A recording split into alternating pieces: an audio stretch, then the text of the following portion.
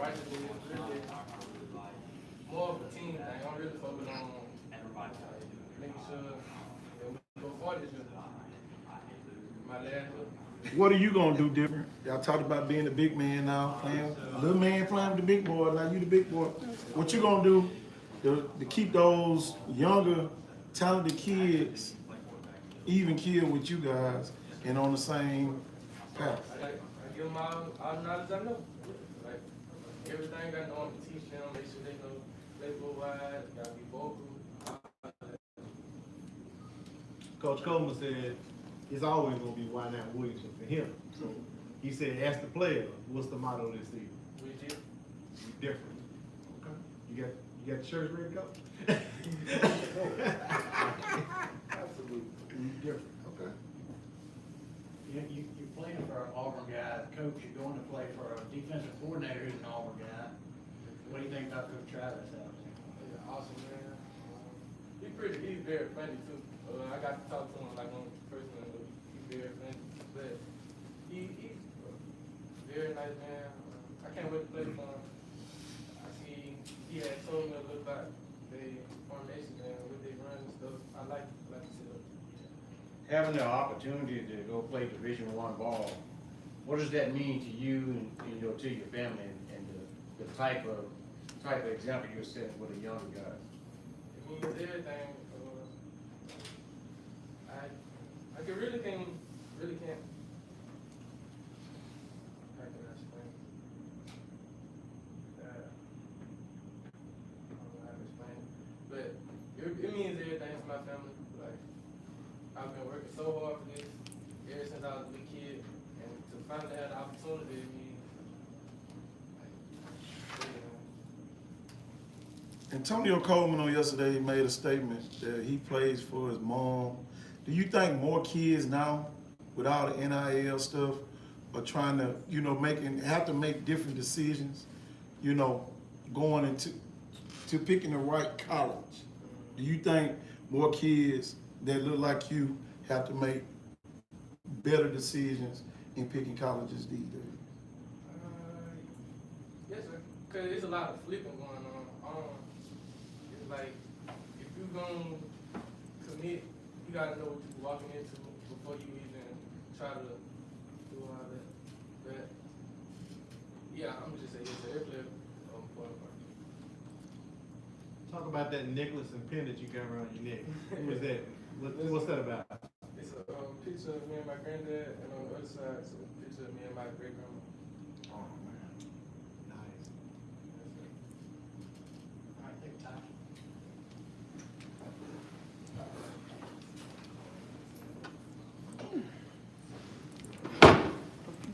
All right, man, let's hear about the offense.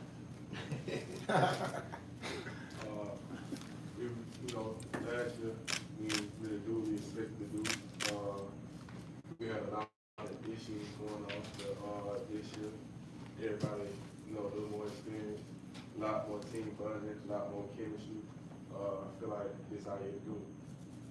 Coach Coleman been more influential on the offensive side. What's that been like? It been really helpful. He done with the O-line, wide receivers, quarterback, running back, everybody pushing us to our limits every day. You decided to decommit from Auburn. Where's your recruitment stand now? In the air. What In now? the air. In the air? Yes, Any leaders or? Talk about the addition of Coach Cook and what his level of expertise is bringing to help you in your game. It's a lot. He's an offensive line guy. Work with him. He worked with me after practice sometimes. We watch film, try to get better. It's more easy to trust him knowing that he just came from a school and coached the guy that where I'm at. Same, about to do it.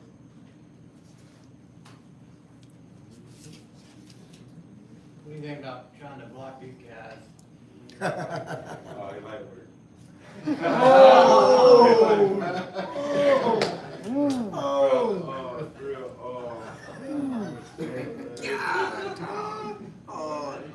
Gonna be a long ride home now. You give my run for my money. Talk about the other offensive linemen. It ain't just you. A lot of people just think you the only offensive lineman on that line. Talk about some of your other teammates. Everybody, you know, the whole group, we some dogs. Looking forward to running the ball this year, putting a lot of people in the ground. As far as the running game goes, who do you think is going to be the top guy as far as running the ball for y'all? We don't have no top guy. Everybody at top dog. So it's basically about committee. Yes, sir. I know you're kind of half joking when you said it was light work, but what about that competitive sense in practice that you get where it's kind of that iron sharpens iron? What's the intensity like and some of the ways you push each other to be great on our team? It's a lot, especially when you get your nose going, to market fairway, do that. Ooh. Yeah. A lot of work. You got to actually talk your smack, then you got to bag it up, come with that fire. All right, guys, appreciate it. Good luck this year. All right, thank you.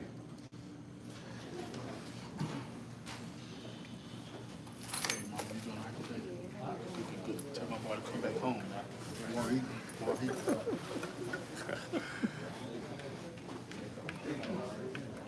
All right, guys. Hey.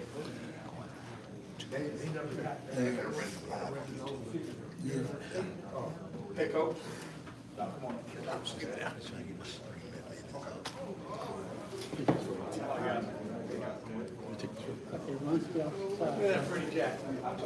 Too fast for me.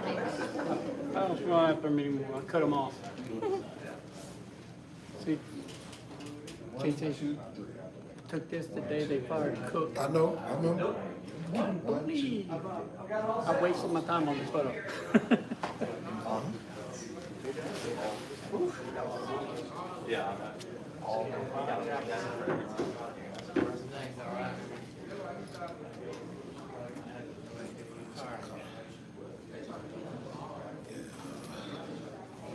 Give y'all time off or ready?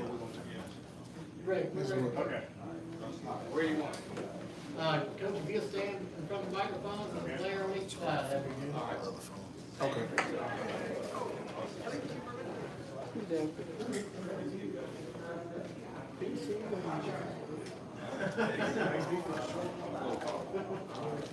All right, Coach, tell us, introduce your players. All right, so from Davidson High School, we brought number 3 Hudson Spivey, who is our quarterback. And we also brought number 92 Steven Castor, who is one of our defensive linemen. Kind of first year as the main guy, tell us how it's been. You know, it's exciting. You wake up every morning with a purpose. You know, being an assistant coach for so long, you kind of get complacent and you kind of wake up and you do the same thing every day. And, you know, some of the older head coaches will be able to tell you that you're never doing the same thing all the time, every day anymore. So the phone can ring and everything can stop in an instant, and you have to kind of change your train of thought, and you have to be more of a multitasker than you would be as just a normal assistant. But I've enjoyed every minute of it. It's great. Well, tell us kind of where you feel like the program is. What do you feel like going into Auburn? So once we finish spring, and I was just telling these 2 young men here, we are light years away from where we were in May. All of the young men have bought in, and everybody is showing up. We're not having a hard time getting kids to come to practice, which makes it a whole lot easier for a coach, because now you can install the things that you need to, and you start learning about, you know, who you can depend on and who you can't depend on. And from that standpoint, you know, for our starting 22 on both the offensive and defensive side of the ball, then we feel like we can go up against just about anybody. We still have to build more depth, but I think, you know, at this point in the game, everybody's trying to build more depth and trying to make sure that you don't ride your horses for too long and leave them out there for, you know, bad things to happen. But where we are right now, I'm extremely happy. I'm extremely pleased, and I'm looking forward for August 23rd. Right. How many people y'all have out for the summer now? Right now, we have 85. 85. Yes, sir, we have 85. So our numbers are kind of similar to, you know, everybody else in the county that is 6A or 7A. It's just kind of the world that we live in now, that You know, not everybody wants to be a football player, and that's fine. It really is, it's fine. So it's hard to be able to, you know, carry 120 people the way you did 10, 15 years ago. And you come out, you know, and you have a bunch of duplicate numbers and things like that. So we're not in that day of age anymore. So you have to, you know, you have to find a way to get more production out of the ones that you do have. But, you know, I'm still happy with our numbers. They're still good. Right. So. How many returning starters are coming back on offense and defense? Okay, so from the offensive side of the ball, we have 5 returning starters.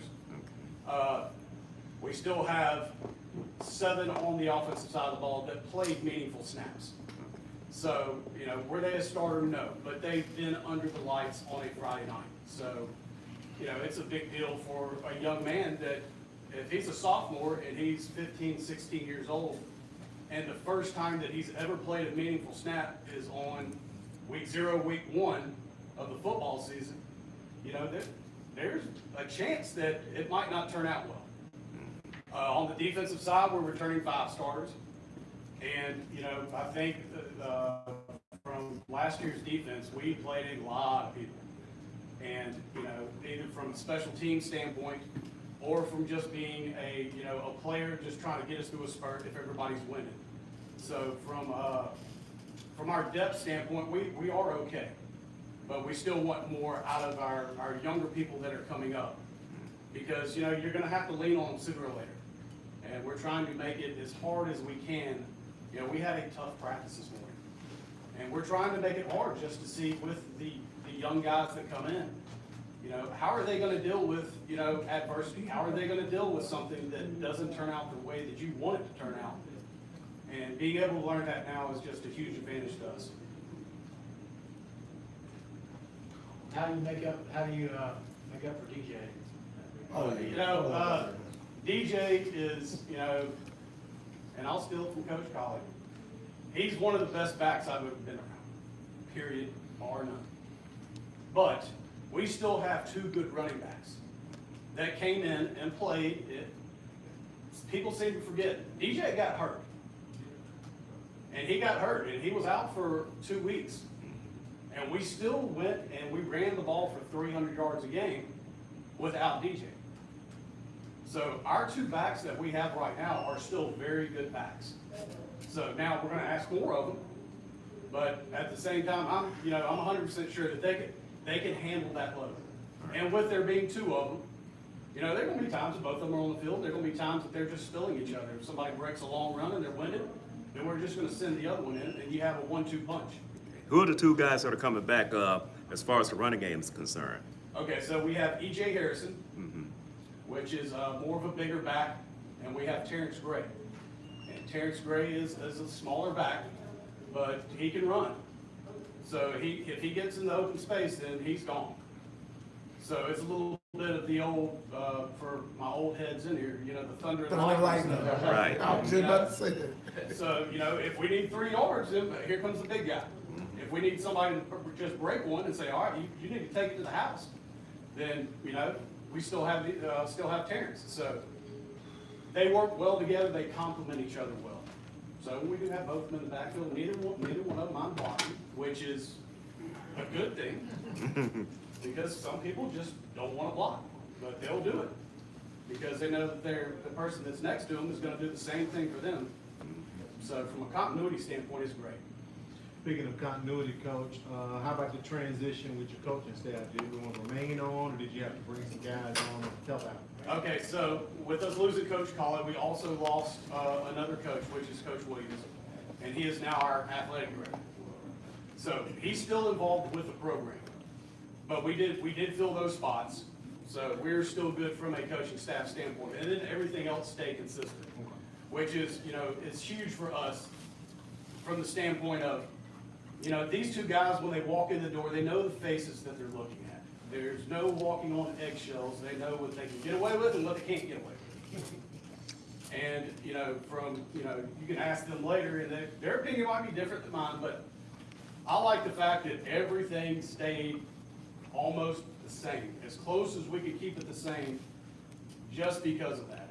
Because you start working, you know, you're talking to parents and all these other people, and you have younger brothers, you have nephews, and you have nieces, and it makes a big difference on what school you're about to choose if you know the people that are working there. And that's just from being a parent, which, you know, we are tough, but at the same time, if they do something right, then we're gonna be the first ones to celebrate with them. And I think that they understand that now. I don't know about after this morning, because we kind of went into game mode a little bit this morning. But yeah, it makes it a whole lot easier, a whole lot easier. Talk about your quarterback, coach. Say that again, Ben. Talk about your quarterback. All right, so Hudson Spivey's gonna be a 2-year starter for us. Hudson is one of the smartest students at Davidson. And he's probably about to turn around and walk off right now. But I couldn't pick a better quarterback for Davidson High School. He's also the ace on the baseball team. And from a mental he can make every throw on the field. From a mental standpoint, he's going to be the guy that we're leaning on. Most high schools are not fortunate enough to have a quarterback that can go out on the field and be able to see something and then check you into something else. From high school standpoint, if you see something you don't like, you're immediately give me a timeout. No. We're not running that.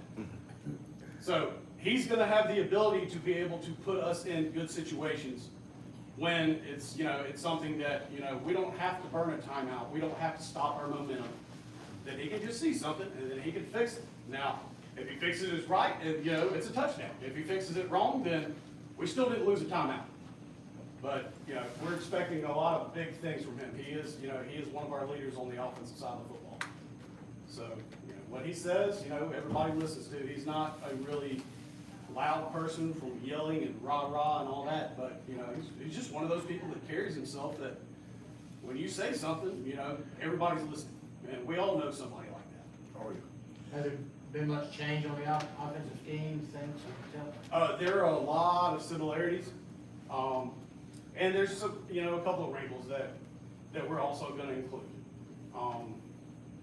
Being able to change personnel, being able to not get stuck in a certain thing, which Hudson's doing a great job of helping us. If something is happening on the field and it's somebody from the sideline is looking on and they just don't see it. Coach, they're doing this, which saves you a lot of time just from a football standpoint. So he keeps us out of the negative plays. And at the same time, there's not a situation where there's an advantage that we have somewhere that we can take a shot, we can do this, and he's able to see it. Instead of just saying, okay, well, we just got to run the ball, 80 times a game, and it's, look, I'm a defensive guy, so if somebody's going to run the ball 80 times a game, then please do that. Just please do that. That makes my life a whole lot easier. So, if he can keep progressing the way that he has just the last 2 months, then we'll be good to go. All right, defensive guy, tell us about the defense. All right, so our defense, Steven has been a 3-year starter. So he has started since his sophomore year, and he has been a stalemate on the offensive line. And I mean, y'all can look at him. I mean, he lifts the weight room. You can't move him.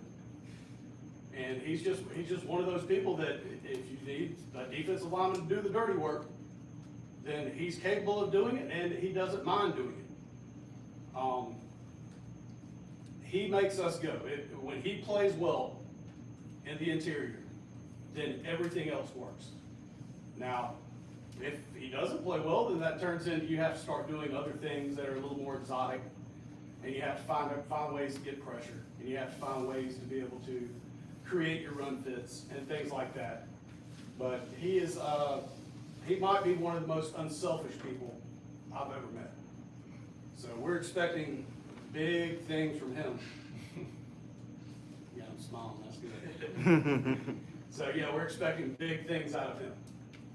Coach, looking at your schedule, right after your first game, Coach, then you have like an open slot But you guys got some heavy hitters back to back, this upcoming season. How do you get your team prepared for that? Yeah, I guess the key term now is load management. That's what everybody's trying to use now. That you have to still be physical in football. And everybody wants to take that out of the game. You have, in one way, shape, or form, you have to be physical. If not, then if you don't want to be physical, then it's probably not the game for you. So from a load management standpoint, it's, you know, you kind of look at it for, how many snaps did he play? He's going to be on the field. So, I mean, y'all, he's a quarterback. So if we do everything we're supposed to do offensively, nobody ever touches him. You know, only thing we have to really worry about with him is his arm. You know, is he going to throw it 60 times a game? No, he's not. But at the same time, we want to make sure that, you know, with his arm, that he's making the throws that he needs to make and then nothing over that. And from Steven's standpoint, you know, he's going to be in the box. So how many snaps did he play? And you go back and you have to break down the film and say, okay, how many hard snaps did he play? How many times was he taking on a double team? How many times was he single blocked and he won off that single block? And he might have played 80 snaps in a game, but how many were hard snaps? And then you go into the following week, you go into that next Monday and you say, okay, well, this one didn't play the snaps that they needed to. You could be more physical with them. This one played a lot. So then you have to say, okay, well, he needs to go through his indie work, he needs to go through his group work, but then when we get into a team period where there is full contact, let's get the other guy in there and let him get the reps. Just to make sure that, I mean, y'all know that once you start a football season, nobody is ever 100% after the first week. Nobody is. Nobody. So you have to look at it that way, say, how long can I keep this person at 95%? Then you get to week 7, how long can I keep this person at 80%? So we go through all of that stuff from a film standpoint and say, all right, he can only take this amount of reps with full contact this week. Because we still have to get him to Friday night. Because now, if you go in through the week and you don't look at it that way, then those little bruises that they have are going to turn into a bigger problem at the end of the week. And if you can get the young men to Friday, maybe they're not playing the hard snaps that they were playing the week before. And you can continue to move forward and not go without certain people for 3 or 4 weeks at a time because you just decided that, look, all we're going to do is we're going to hit, which the state's not allowing you to hit all the time anyway. But we look at it from that standpoint with when we get into the grind in the middle of the season, that you have to play polish, you have to come up with your game plans, you do all that stuff. Well, there's no contact involved in that. So with there being no contact involved, then the air is not going to hurt you. Now, moving around a little bit, you might feel some discomfort or something like that, but you know, we are really keen into looking at all of those things that, you know, if somebody played, you know, a hard, you know, game against Daphne, then, you know, we need to cut down on his reps during practice. Make sure he's getting everything from a mental standpoint, understands the game plan. Make sure that they still, you know, have a little bit of contact, but it's not going to be anything where it's, you know, go, go, go, go, go. Which, you know, as all of us get older, you kind of look at it the same way. You know, unless, you know. So, that's All right, you want to get the guys up there, Coach? absolutely. Who you want first? Hudson.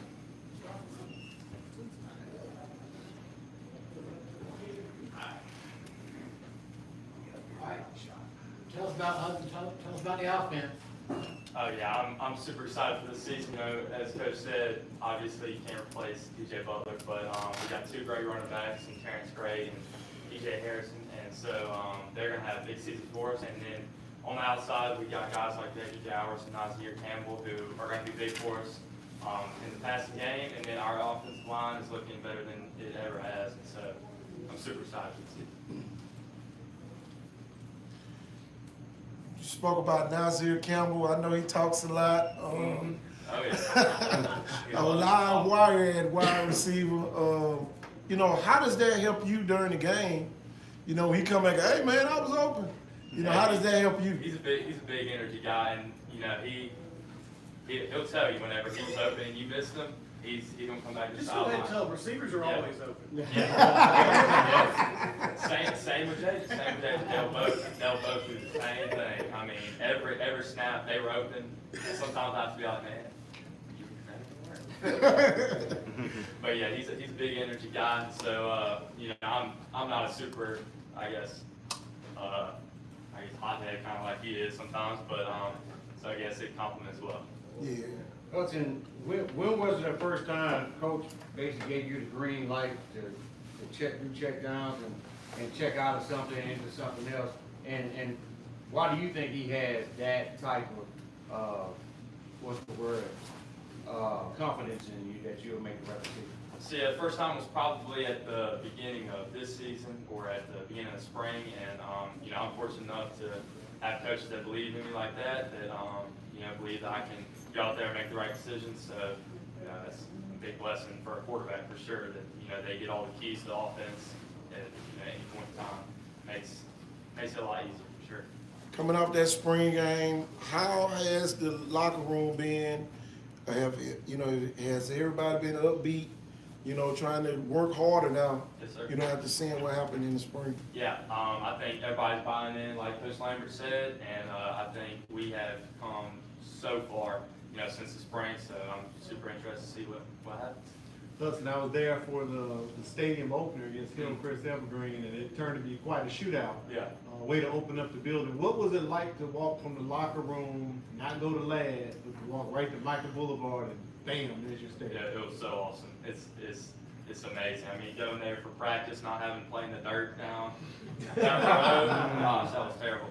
But it is really awesome. It's way hotter on that field, but it is super awesome, especially with all the fans being able to be there and stuff. What's the biggest difference in Coach Lambert and Coach Grigg, or is it kind of the same, do you know? It's pretty simple. I don't think it's a big difference. There's really not. I mean, they're both, you know, pretty level-headed when they're on the field, and I don't know, both great guys, great coaches. On the way out the door, did Coach Collin leave you a little cheat sheet, a couple of plays in the locker? No, he told me that. He told me, you know, if you ever need me, you know, he's I got you. Drop a little something for you. Yeah, Okay. for sure. What are your expectations for this team, Merrill? How do you think? I mean, trying to be better than last year, obviously, make it back to the playoffs. That was so fun last year, being able to go to the playoffs for the first time in a long time. So, yeah, hoping for that for this season. Yeah, 7 has a new playoff system now. Mm-hmm. You know, if you make it and you host, but if you don't host, you got to get on the highway. Mm-hmm. How does that motivate you every game knowing, man, we can't afford to lose this 1 point game this year? Trying to win that region so we can host a home game. That would be so awesome for sure. All right, You go ahead, wait, one more. Pistol, shotgun, or under the center, what's your favorite? My favorite's the shotgun, but we run a little bit of everything. Everything. all right, thanks, Coach. Steve?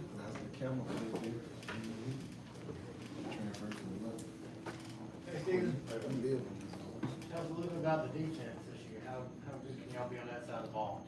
This year's defense, I feel very confident in us. You know, that 3-man front runner right now, we got 2 seniors, me and Deshaun Little taking that interior. We have the outside linebackers and inside linebackers look great.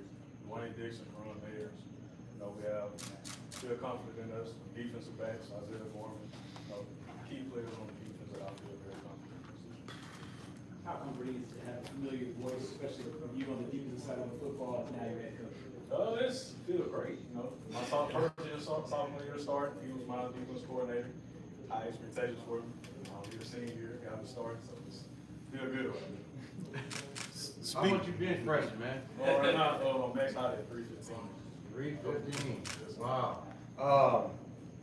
Yeah, Coach, I definitely wouldn't want to line up against him at all. I'd be running the other way. What do you think it's going to take, you know, on the defensive side to make sure, you know, you guys can it go further than what you did last season? More communication. That is a big part of defense. We have to communicate. We're not talking together. Faith Academy's here, but BC Being ran on, so being far, on no defense show. line since freshman year, I don't think the floor's coming we have on. to talk. Communication. Huh? Got decent rings here. Are they? How much you power? Oh, I see 'em. Power I meant the floor. Three of them. Yeah, squat. Spot, spot, 5. We shut him down. Yeah, they stopped me. They stopped me, so it was, yeah, they stopped me. Speaking of that, who picks y'all's music when y'all work out? Is that what's the next level?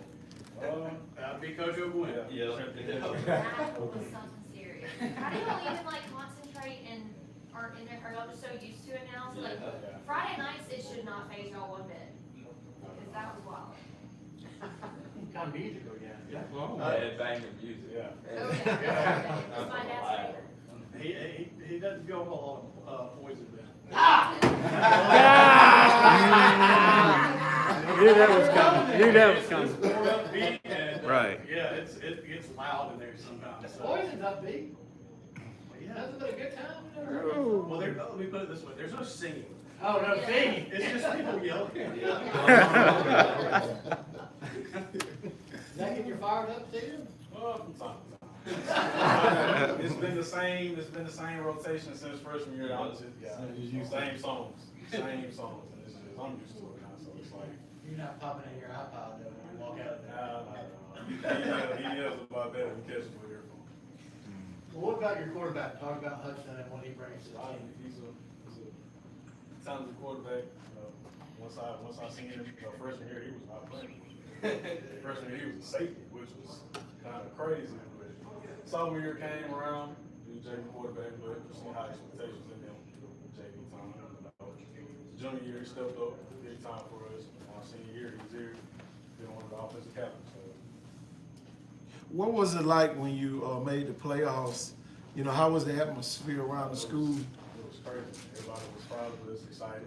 You know, taking that trip up there to Central was a long trip, but it was exciting. You went? My first time making it. Yeah. They've been since 2018, so making it that far last year. And speaking of the playoffs, Steven, you guys had some shootouts last year. A lot of times when, you know, you setting records for most points allowed and most points scored, a lot of teams don't make the play, but you guys made it in. Yes, sir. How y'all looking to cut back on the defensive scoring average this You year? know, like I said, more communication. Last year was not communicating how we were supposed to be. It caused problems on the field last year, which, like you seen, we let up so many points last year. But this year, I'm willing to communicate. We then interior got, I have to turn around and scream back to them to play, you know, tell them what to do and stuff. I'm pretty sure they'll listen to me, you know, get ready for this season. How does it feel being the big man? Playing, you know, you was the little man playing with the big boys, now you the big boy. It feels good, you know, having Yeah. that experience, you know, since sophomore year. My first game sophomore year was crazy, but you know, now I'm here now, so it's feel good about it. Feel great. Get ready for that. All right, guys, good luck. Coach, play with some poison on the way home. Done for 21 years, every rose has its thorn. Well, that's kind of mellow. You probably need nothing but a good time. All right, here we go. That's perfect. I love poison, so yeah. That is perfect. Thank you, guys. Thank you, Coach.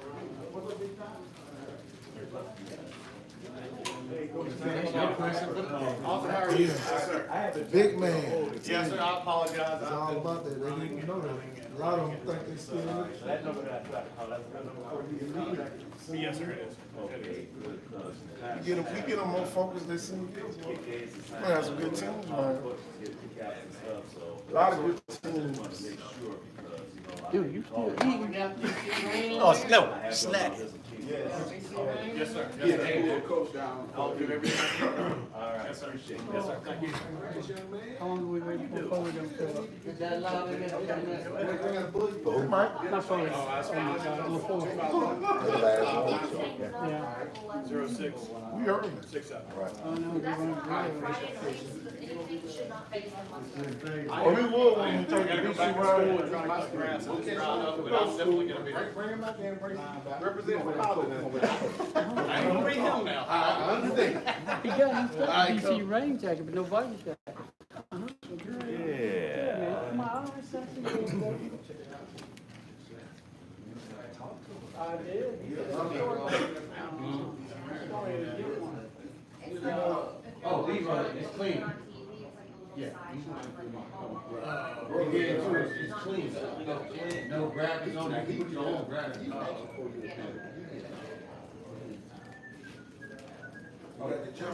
Y'all coach downstairs? Oh, you know, Part of time. You know, always. you know, always talking to Tom. Tommy, They heading them off, man. Go get him, Ben. Tell me you gotta go behind the paywall. There you go. That story's Hey, right. he's coming, he's coming. That's why he got an interview, he got an interview. take a picture. There you go. Holding it up. There go, coach, right there. Come on, here, coach, let's get this one out, get Oh, started. yeah, there you go. You see Ryan in the house. There you go. I'm supposed to be the coach at Ben's Arms. I graduated from BC Ryan. He graduated from BC Ryan, the school I was supposed to be the coach at. I don't know, you got so many jackets on. Shoot, Tudor boy got the ring down there. That's right. You gotta stay in the middle there. Come on, coach. Still see no green and white jacket. Introduce your guys for us if you would. Do you, KT? I don't see no green and white jacket, did you? Head football coach and director at BC Ryan High School. With me, I have here right tackle Isaiah Hawthorne and middle linebacker Rick Nichols. All right, well, tell us kind of what you're feeling going in the fall. Man, probably like everybody else, nervous. Don't necessarily know what to expect as a new year and playing in 5A Region 1. You know you're gonna come up against really, really good football teams, really, really talented kids, and be well coached, ready to go. And you just hope the things that you have done over the summertime, that your kids have bought into your process and what it is that you want to do, and that they're ready to meet those challenges every week. And we got there, know all weeks, things that we quite know the things that we talk about. So we're optimistic, we're excited, but we're definitely looking forward to the season and what it holds for. We think that we have a team full of young men who are prepared and up for the task. We're just ready to get out and do the things that we need to do. Like I tell them all the time, this is not a game that you can talk. This is a game that requires that you put action to the words that you speak on a daily basis. And the only way that you're going to be able to put that word or put that work in is that you do the things that you're supposed to do to prepare yourself week in and week out.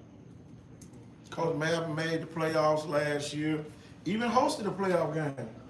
You know, how do you build on that going into this season, and what type of changes you gonna make, for this As season? we talked, when I first took the job, that's what I told these guys, and that's what I sold these guys on, is that we're not trying to build a team, we're trying to build a program. So what we saw last year was these young men buying into that process. What we want to do this year is continue to build on what it is that we did last year. That's one of the things that we've kind of focused on. Last year was not state championship, it wasn't the Super Bowl, it was just the next step in the process. The next step in the process is not only to win a host a playoff game at home, but to win a playoff game at home, and just continue to build on the things that we want to do. We talked about how can you be successful. We measure our success on a daily basis. Every team that's getting ready to start football practice on Monday, or every football team, some starting today. They're gonna break it down on state championship. Everybody wants to be a state champion. So that's not something that you can achieve if you don't do the things that you're supposed to do. So we try to do things on a daily basis. We want to get better every day. We want to do the little things. We want to make sure we keep our locker room clean. We want to make sure everybody's dressed the way that they're supposed to be dressed. And once you start doing those little things, showing them sometimes, once you start doing those things, now you can start graduating to those things of, winning a playoff game, winning a region, and just build. Coach, you make the reference of wanting to build a program, and on our show we talked about some schools having teams and some schools having programs. Could you define the difference between the two? A team is somebody that shows up, they want to win, which everybody wants to do, but after the team wins, they kind of just move on. It's kind of it's distant. A program to me is family. You want to see people be successful. know, the guys that we had last year, they bought into that process. The guys that we had the year before that won 4 games, they bought into that process. And although they didn't experience the success that they needed, you know, they're still the guys that are pulling for these guys. They're calling these guys, I'm like, all right, you know, we didn't get where we wanted to get, but we need y'all to take it to the next step. So as you start building a program, those are the types of things that you start seeing as far as kids. They're pulling for one another. They're all reaching back and doing things together away from the facility. Those are things that I think as far as building a program that you can get the community involved and having kids stay at home. You know, teams, people move. You know, you have a program, people tend to stay intact because they're close to them. By no means, I don't think it's gonna be a rebuild for you guys. You just talked about steps and this being a program. But last season was the greatest offensive output BC Reigns had in over 10 years. How do you try to look to keep that level going with the new guys you have coming? Where the strength gonna be at? No, I would say it's a process, and I never want to say it's necessarily the system, because you do have to cater, you know, what you do to the people that you have. But we have, you know, pieces in place. We have a young man that's going to be our quarterback, in the name of Malachi Adams, who has been an individual that has trusted the process. You know, he came in as a freshman. You know, he sat, he waited his time, he learned. When he stepped in this summer to command the troops, as far as 7-on-7 is concerned, you know, he looked like, you know, a seasoned kid. Now, it's a little bit different than on Friday night. That's going to take place on the 23rd. All we can evaluate him on is what we've seen, you know, in a few games that he played as a JV, a little time that he got in last year as a varsity quarterback, and then what he was able to do this summer. And we have all expectations that he's going to be able to rise to the occasion. He's studied, he knows what we're doing offensively, we know where to go with football. You know, and like I told my son, I don't need you to be a superstar. There's going to be a dang game or two where we need you to win a football game. But your job is to take care of the football and put us in positions where we can be successful. Coach, your first 2 games are on the road. How do you prepare your team for being, you know, winning on the road? I mean, it's just a matter of a mindset. I like to put them in tough situations, because we have to be in a tough situation to be successful. So our mindset is, this is where we're going. We always kind of go in with the mentality that, man, you're 14 points behind. So when we get off the bus and the ball kicks, we got to play like the air, because, yeah, I mean, there's going to be some adversity that takes place in the game where you're going to have to overcome it. And if it's at a point to where things are really, really tight, you know, it can go either way. So you have to seize the momentum early, and that's our biggest thing is we want to work and focus on starting fast. I think if we start fast, you know, we'll be pretty good. Coach Al spoke about you having a high-powered offense last year, and you hit the trails this off-season, going to many 7-on-7s this year. We saw you in Foley, and we saw you in Daphne. Offense looked pretty good. What's some high notes you took away from that? Man, the kids are competing. Our guys are they're competing, and like I say, they're confident in their ability and what they do. I think it was Mike Tyson that said best. You know, everybody's confident until they get hit in the mouth. And of course, 7-on-7 is just that. You know, I don't know if I can say this, but you know, football ain't played in t-shirts and underwear.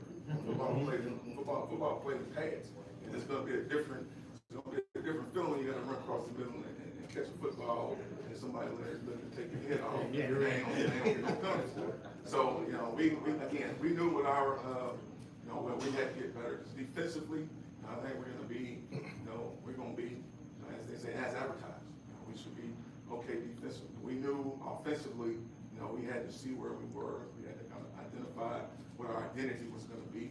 So we had to put them in those situations. We went to Foley, we went to Daphne, we went to Alabama State, we went to South. So we kind of got out there a little bit, saw some really good competition, saw who was going to compete, who wanted to compete. And for most cases, you know, we did okay. So offensively, you know, we're going to run the football. I mean, that's where it all starts. Our strength, I think, is going to lie with our guys up front. We have 4 to 5 guys that was on the offensive line last year returning. So we have those guys, and we're gonna lean on them really, really heavy, in the beginning until he can get his feet up under. As a running back, we're gonna kind of do it by committee. Get Marion Davis, that's gonna be a senior. Jamani Rogers is gonna be a junior. Both guys that got significant playing time last year. So, we're gonna look to run the football. We're decent outside. Got some guys that can run a little bit, catch the ball. So we should be fine offensively. Defensively,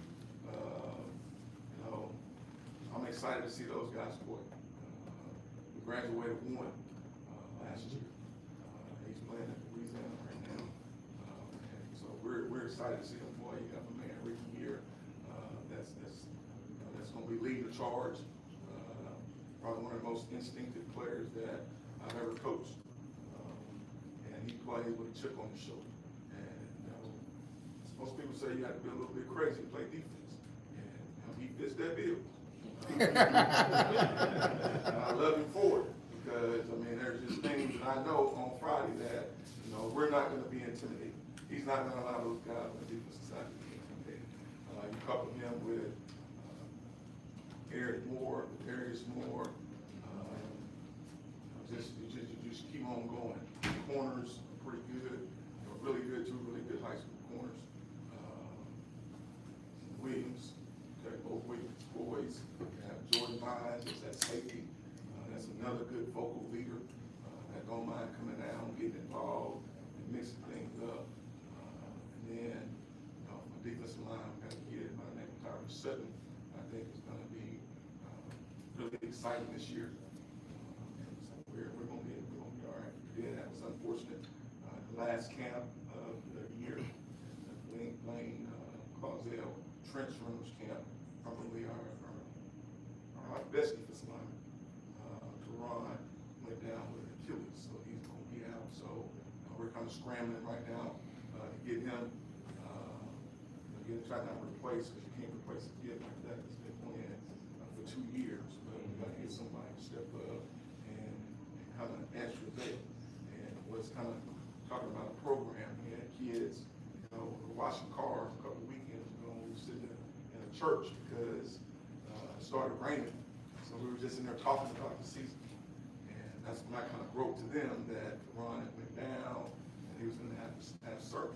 So we had a kid, Jordan Walker, lineman. I told him, I can play when he played. I can do it. We got about the same numbers in the weight room. We about the same size. So it's just one of those things that you kind of see that, okay, now we're kind of evolving a little bit because it's no longer about me. He was actually the starting H on offense that is now decided that he was going to go to the defensive side of the ball. And the first day he went over there, he was standing in the back watching. He wasn't just going to be anointed because you go through the process and get him passed. They can't get your job, you ain't get him passed yet. So you get in line, you learn what to do, and then we start next week and start trying to pass licks, we'll see. So it's just those types of things that we're starting to see. Our kids are starting to embrace. And our biggest thing is, I just want them to do right. They do things right. That's all. I complain more to them about doing things right in the hallways and in the classroom than I do about them. Because I'm just a believer that if they're doing what they're supposed to do when they're away from me on things that they don't really like to do, I just know that they're going to do great things when they're with me because that's something that they love to do. And with that being said, I'm always harping on. Talking about keeping kids home, you kept one of the top 8 graders home, so to speak, the nephew of Chris Abrams-Drain. Talk about the Deuce coming out for this big middle school championship win. Hey man, Billings had a great class that was down here. And a lot of them were going to BC Ray High School, and we have been fortunate enough to keep a good number of those 2 kids there. There's so many of them to name, I can't just name. Yeah, 2 of them. You got the Blackman kid, that's going to be a special kid. You got Deuce, that's going to be a special kid. To me, the class know, being in those line, there's about 2-3 kids that are like 6'2.5", 6'3", almost 300 pounds. I mean, it's just guys, offensive lineman type guys, that's gonna, I think, gonna be phenomenal football players. And then, there's a couple on the defensive side. So, I mean, it was as advertised, that team that they put together down there in Philly, that played and won, the middle school championship. Another thing is, you know, there's zone for us, you know, we're gonna do the things that we need to do to keep them. You know, but at the end of the day, you know, they're their parents' child. And whatever their parents decide for them to do, then that's what they have to do. At the end of the day, you gotta remember their children. I tell my coaches that when they get on to them about being late, man, they're 14, they can't drive.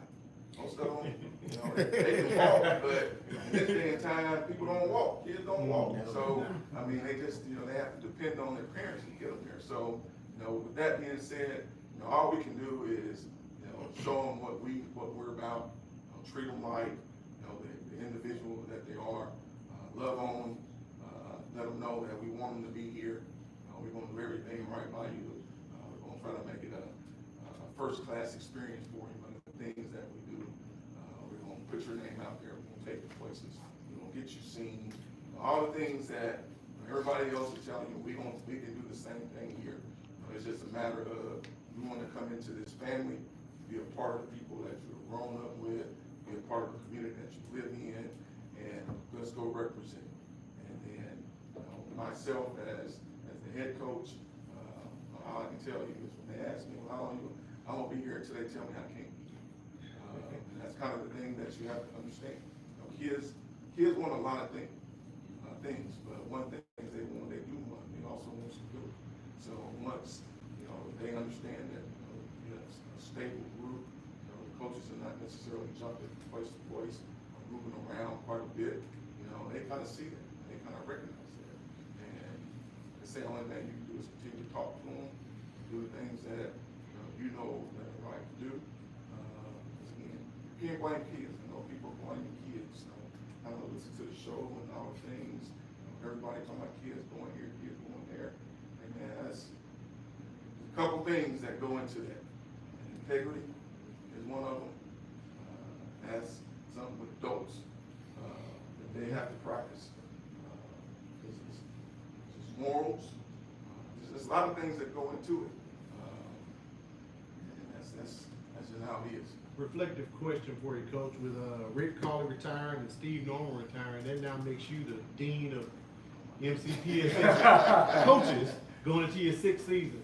Yes, sir. When you look back on it, is BC Reign at the place you thought it would be now when you were, say, 6 years ago when you had your 5-year plan? Well, when we all take jobs, we all say we're going to win a state championship. So from that standpoint, I'll say no. But from a standpoint as far as growth and seeing things that I wanted to see, as far as bringing the community back together, getting the community involved, keeping our kids in the community, I think we have been fairly successful at that. So, you know, the wins and the losses, yeah, I think that's just a part of the process. You know, when you're playing 9th grade kids, 8th grade kids, 9th grade kids, 10th grade kids against kids that are in 11th and 12th grade, the wins also aren't always translate like you think they should. But when you're playing 11th and 12th graders against 11th and 12th graders, and you have a system in place, yes, now you can see it. That's all that was last year. Those guys were in the 9th and 10th grade, they were good football players too. They just physically could not play and match up with the guys that they were playing week in and week out. So our biggest thing was going in and create a sense of family, which I think we've been able to achieve, to get us bigger, stronger, and faster, which I think we were able to achieve, and to instill some discipline, respect, and, you know, become better student athletes. I think we have been able to instill that. So, you know, going into the 6th year, I'm okay with where we are. I'm not ecstatic with it, as we were talking about here, because they still do things that I think that they should do. And just like I told them, you know, you can stop trying to please me, because you're never gonna. When when you're doing everything right, I'm still gonna find something to get on to you about.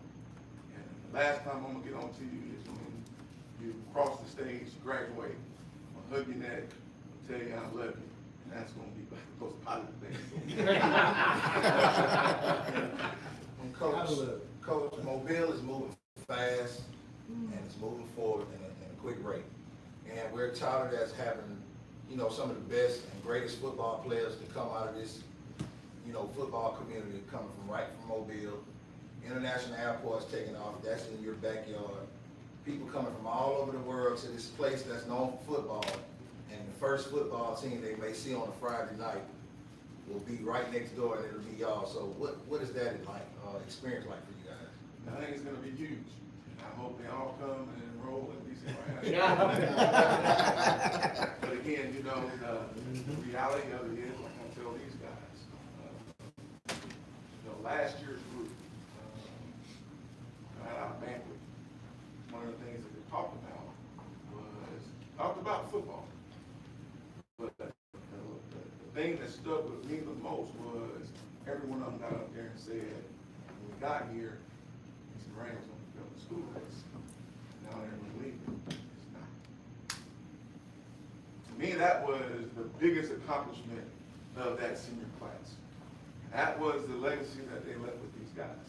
So as you say, being the one that they see, you know, that as the athletic director and the head football coach, my emphasis is on the educational component as well, because as people are looking for places to attend or put their school, they're looking for one, they're looking for a safe environment.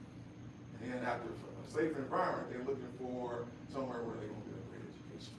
And that process, you know, Ms. Williams, our principal, one of the things that, you know, she harps on, she's holding everybody on our staff accountable to, is that we're gonna provide a quality education. And, you know, we're super excited where we are moving as far as the report card was concerned. You know, the people that we have been able to attract with this group that's coming in, you know, from an academic standpoint, we're really excited about the direction it's going. And again, as I stated earlier, if they can do math, trigonometry, biology, chemistry, and all those things at a high level, I guarantee you they can come out there and do the things that we ask them to do on the football field and be successful. So that's kind of where we are with it. And again, you know, I think I have the best job in Mill County because, you know, there's pressure everywhere. There's pressure everywhere. But I will say they don't bother me like they do in some places. That's a relief. Yes, sir. That's a major relief. You want Ricky up there first? Come on, Rick. Hey, how y'all doing? Good, how you, Ricky? You feel like you're a little crazy?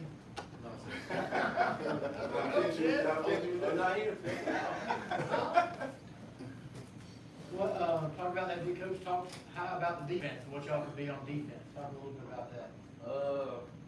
I feel like we could do a great defense because the leaders we got coming back to the team, like me, we got Aaron Moore, we got a great team. Like we lost Ryan, he was a big leader to the defense also.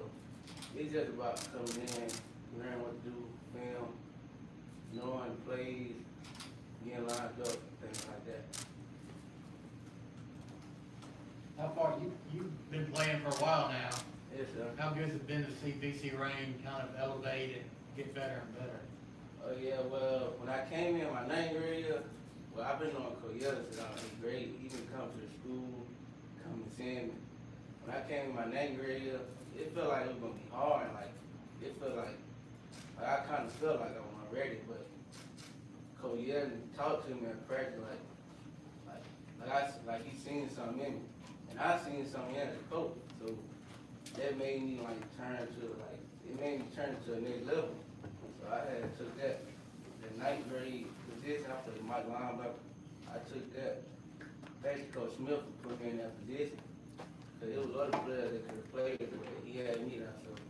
So I felt like I could take it to the next level. I could be something. I played, like as he said, I played with something on my shoulder, a chip on my shoulder. And as it grew, the team started coming together. we started winning games, and then trying to get to the state championship. Talk about being at a BC Reign when everybody gives some of the other schools more credit than y'all, and then y'all was the last man standing last year, while still playing in the second round of the playoffs. Yeah, those things. It's like we see things that be happening, but like it don't fade me because I feel like we still got something to prove. But what we did last year, they opened the door for us to keep going. Like we went 8-3. They were good leaders. They came press every day on time. They made sure the things I was doing wrong, they made sure I was on the right track. They want to tell me something that they want to do right. They'll do it, make sure they was right before they tell me something. And that's what I got to learn. Make sure my teammates not feeding them what's on social media. Make sure we focused and ready. With all the kids transferring, I know your phone probably was buzzing. People was trying to get you to leave and all that good stuff. Talk about why you came back to BC Reign High School. Well, the reason I didn't leave because my teammates, my coaches, the environment. Like I wanted to be different from there, but I wanted to change. Like I wanted to change the culture and things around me. So I wanted to be different, and I wanted to most definitely leave Coach Elder. Like he do a lot for me, a lot for the team, bring a lot to the table. And when I'm wrong, he makes sure I'm straight. Like he makes sure I'm always straight. Like he tries harder to make sure that I get where I need to be. And I don't want to place that for nothing. Rick, I've been covering you since you were a freshman. You played from sideline to sideline, goal line to goal line. Where does that motivation come from? Where is that boost, that energy? What's inside of you that you just have to leave it on the field like that? To give my mom a better place to live. And I want to do it for my teammates. Like everybody going D1, everybody ain't gonna play football at this level. So I gotta leave it on the field for them, for my coaches, and everybody that comes to support. And I gotta do the right thing. It's in it. How that recruitment going? It's been going good. The recruitment, like, it's been going good, so that motivated me to work harder, taking that step on the team, being the leader. Like, even though I got offers, they don't mean nothing. You gotta play with or without offers. Like, it's been going good, but I can't let that get in my way. Distracting me running by schools that I whole season ahead. Rick, you answer these questions like an adult, like you've been here before already. What has developed you to get to this point? 9th grade KT over there. He interviewed me. It was my first interview. Like, I'd never been on camera before, and I was stuttering.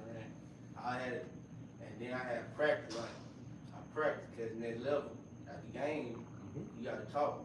When you play good, they ask questions. So I got to learn how to do those things. I got to teach my teammates. I help them a lot. They help me with it too.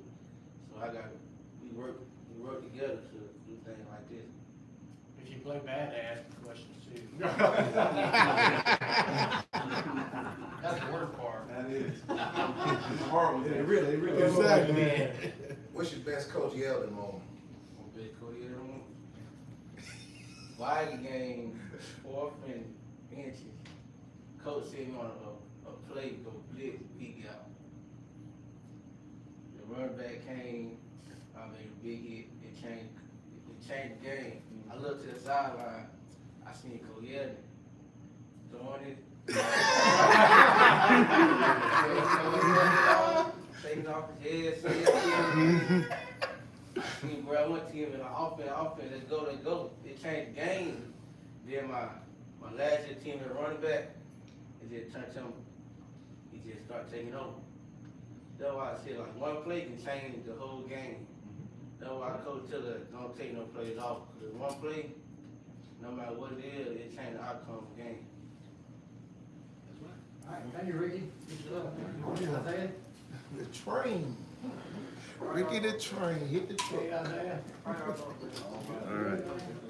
Talk a little bit about the offense. What can we see out of that BC Rain offense? I was gonna be a close to I can say that right now. We got 4 return offensive linemen. I feel like, run the ball, I'll be struggling with it. And our QB's young, as a senior, we're gonna be there with him, and we're just gonna take a step by step. Now, the human bowling ball is left, so y'all still got another bowling ball that's gonna run it. Who is that? His name is Money Rock. Talk about the offensive line. I know in the spring you was missing your center, and a lot of people thought that was gonna be the line for this season. What kind of message you wanna tell everybody about the offensive line? We were missing 3 of our starters. Yeah. I was on the start that played.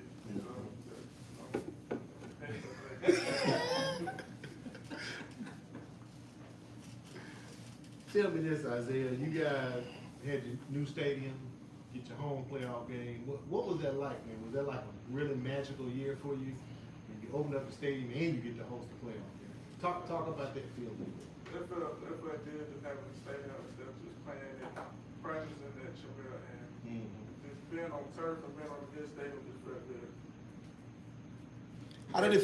You made it to the second round of the playoffs last year, and you had a pretty decent game out there.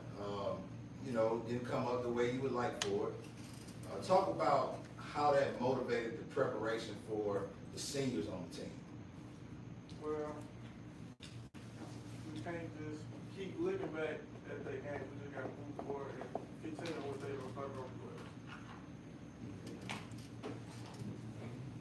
talking about. Talk about the bus ride home after the big playoff win. Everybody was excited. Everybody was just very happy that we won. It was great to play this game. Coach said Ricky crazy. Ricky said he's not crazy. What do you, can you weigh in on that discussion? Ricky can be crazy sometimes. He's in it. How was he trying to block it and stuff? Ooh. It's hard sometimes, We just be competing at practice. Talk about Aaron Moore. How hard is it to block him? It's hard to block him sometimes, but I ain't gonna give him too much props. He's good.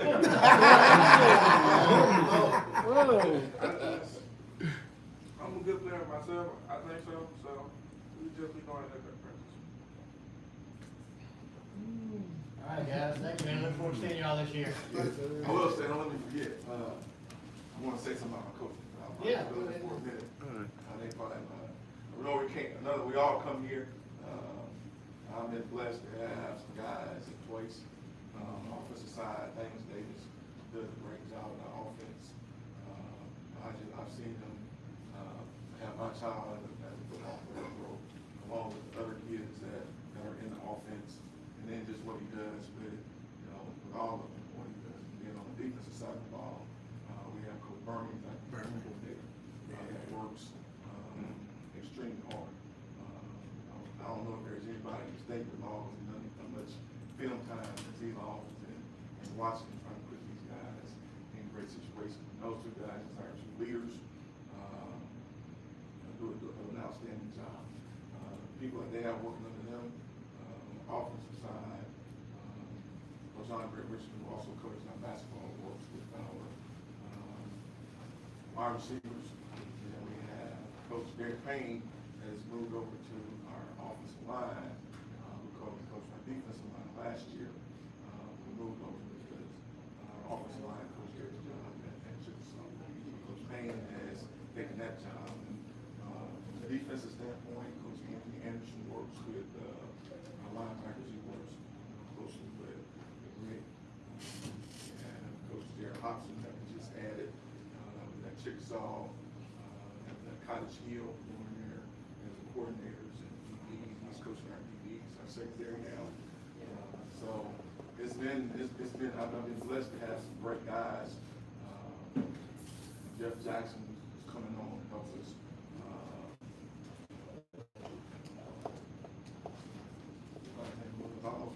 Hopefully, I'm in the process of getting one of my sons back, so hopefully he'll get here and start working as well. So we're gonna work with these guys These guys are kind of modest.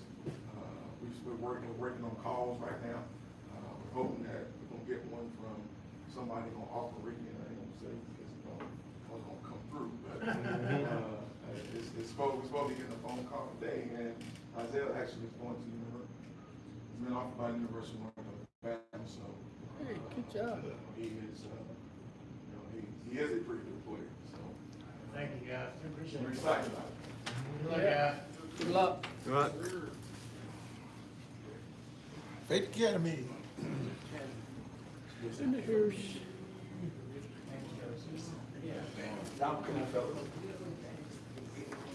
How much she pay you to do that, man? I tried to tell about the deal yesterday. What? I didn't get that over. Yes, I got you. I'm gonna be there. Oh, you know what? 1, 2, 3, got another 3, and another 3. See, you say you tried. If you'd have called me, you would have. No, I have my brother.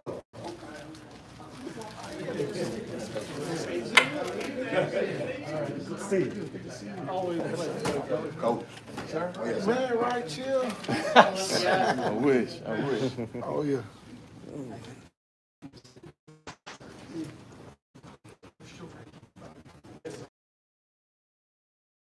I'm gonna try.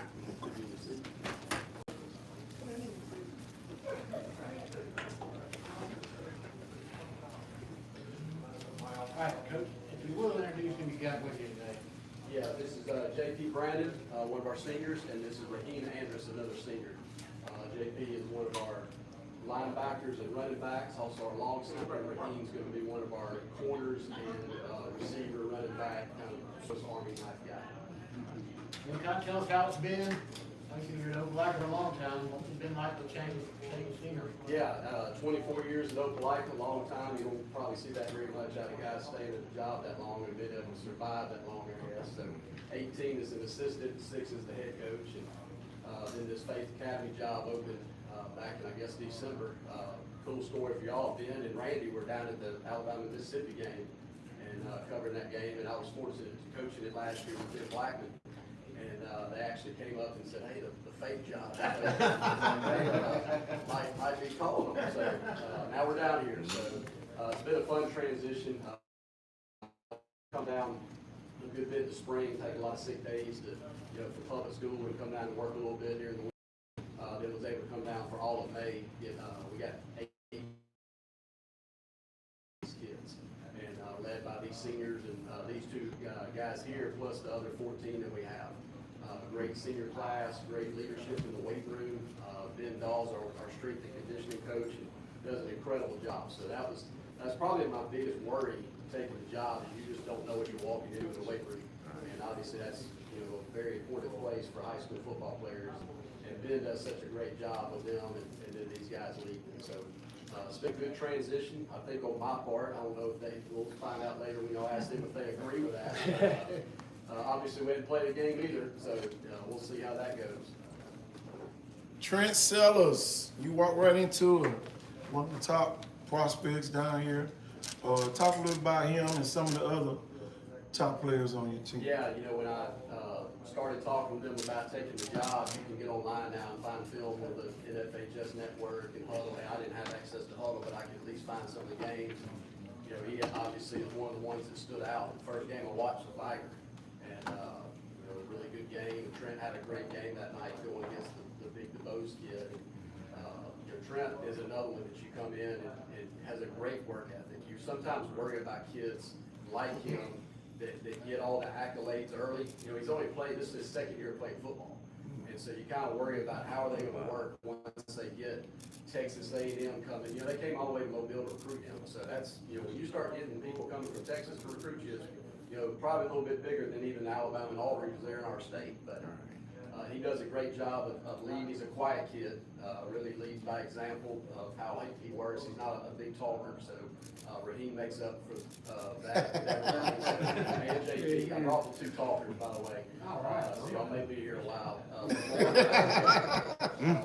But till we get done. But yeah, Trent, great player. I really look forward to coaching him this year. How was it? I mean, 24 years at one place and then all of a sudden you're at another place. How was it? Yeah, I don't know if you know, you get a lot of guys that bounce job to job, and, you know, I'm still learning a lot of things. I've been doing new teacher orientation for the first time in 24 years, so that's been a lot of, you know, blast the last couple of days.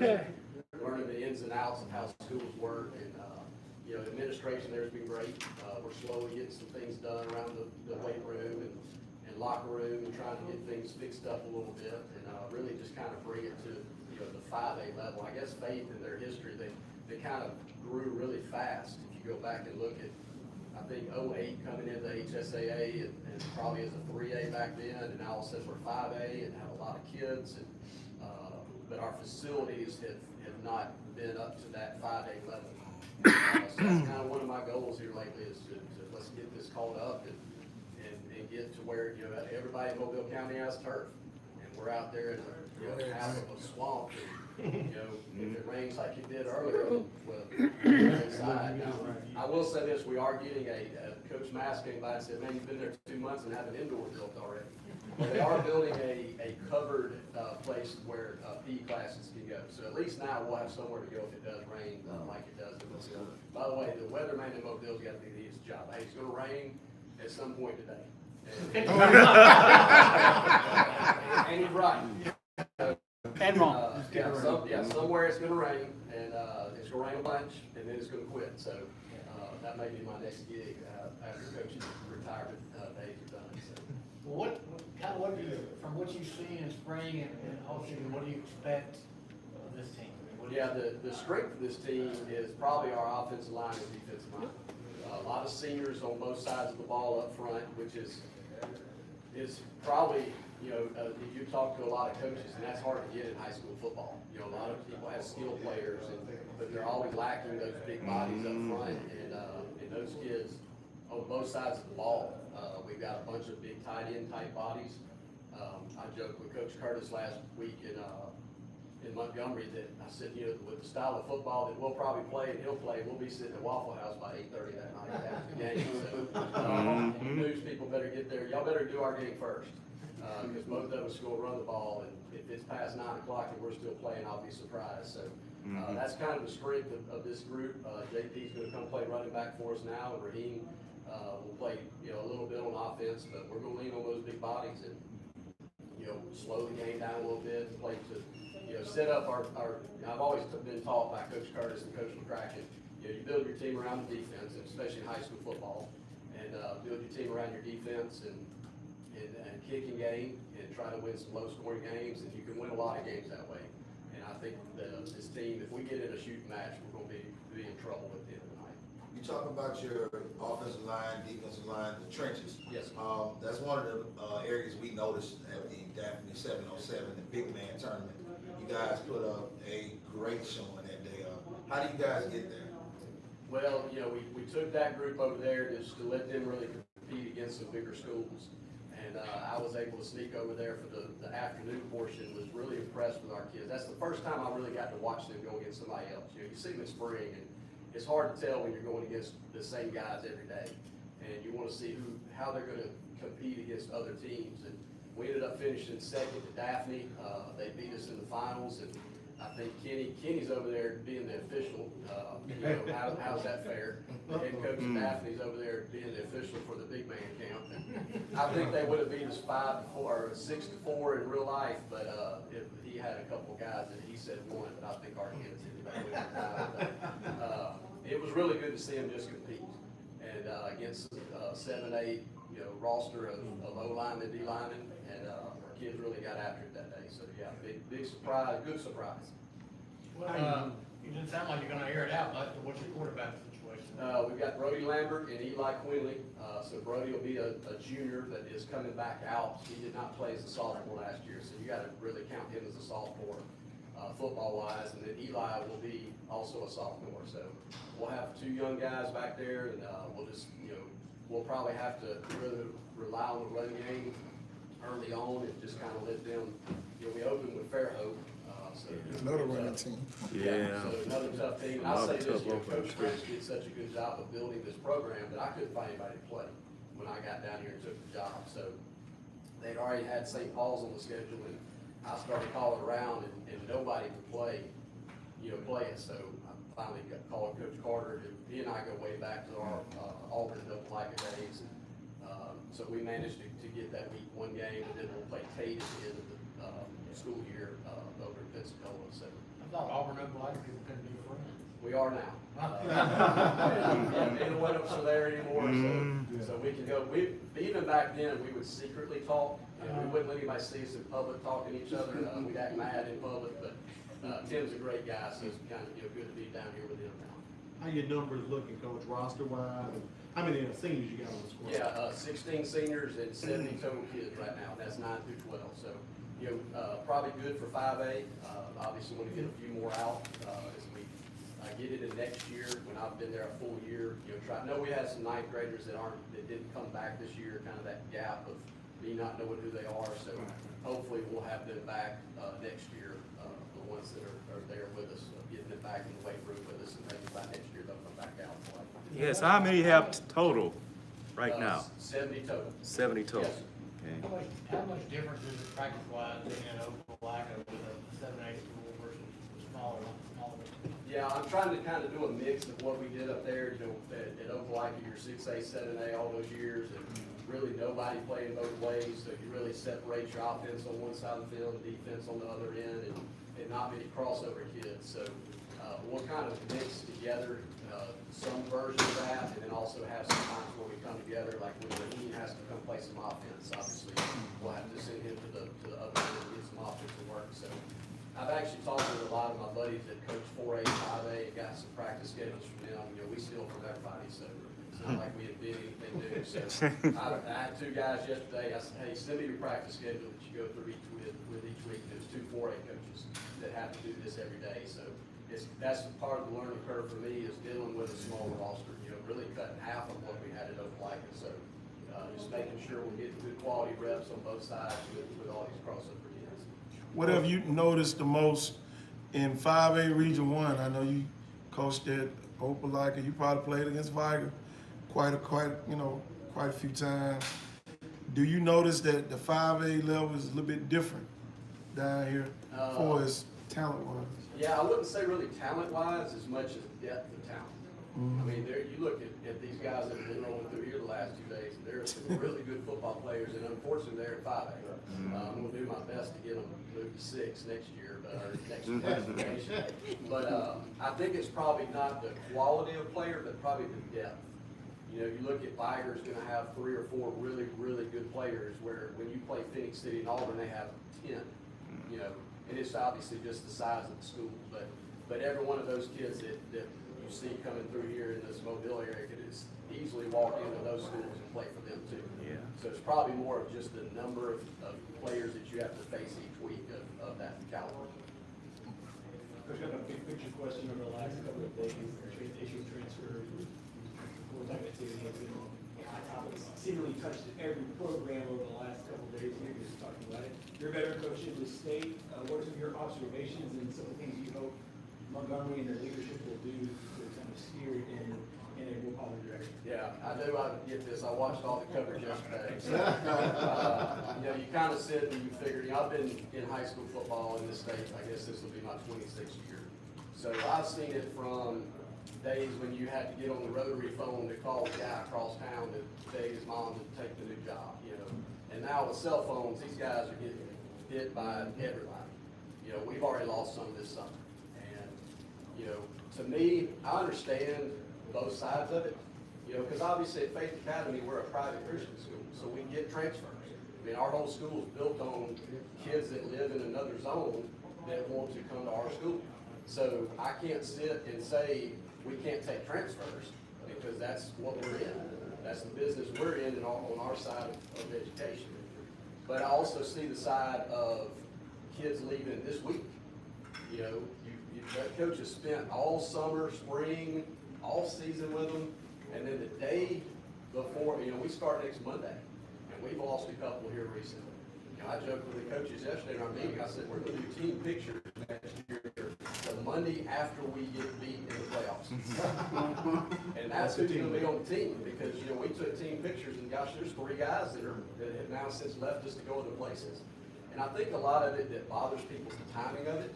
It's not so much the leaving, but the timing. You know, if you did it in January, that's one thing.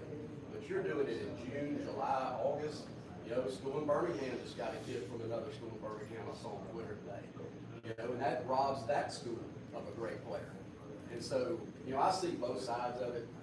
I wish there were some rules in place but nobody's going to be happy with any of it.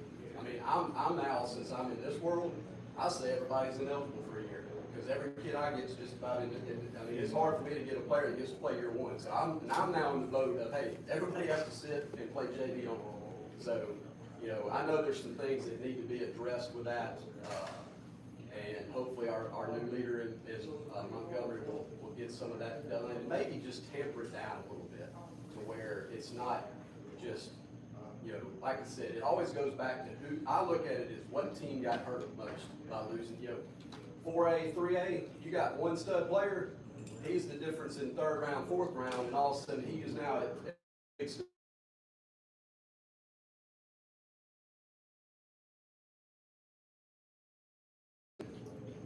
maybe we'll come up with a way one day to kind of maybe slow it down a little bit. All right, you gonna get some of the talkers up there? Coach? Yeah, come on. We'll go Raheem first. Raheem's one, like I said, one of our corners. He'll play a little bit everywhere this year. So, great kid for us, and like I said, he loves to talk. So, All right, come on, Raheem. How you doing, Raheem? Good, how are you? Doing good, man. Tell us a little about coach coming in. What's been the difference? Again, it is of course an adjustment and being a little bit more school than coach friends, you know, but it's been orderly. It's been a little bit more in order when coach friends was the coach, especially practice structure. The structure of practice. Coach was just talking about transfers, people leaving. What's your take on people leaving at the last minute?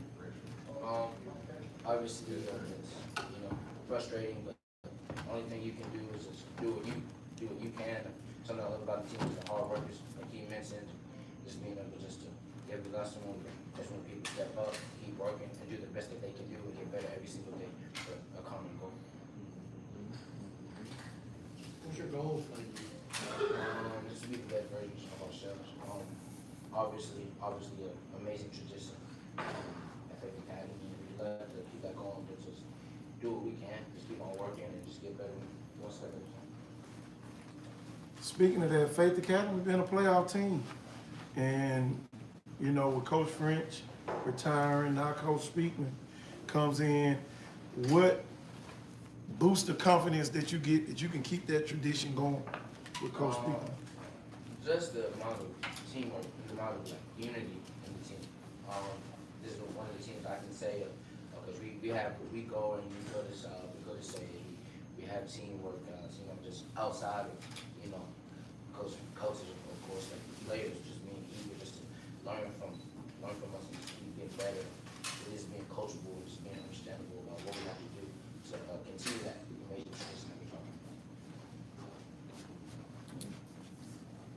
But how's the team gonna be different this year versus last year? What are we gonna see different on the field?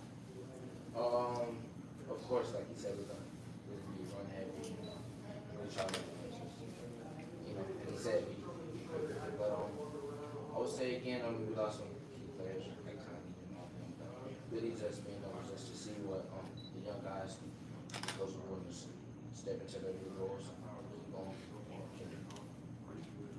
What are you gonna do to help Coach Speakman reach his vision to the other kids?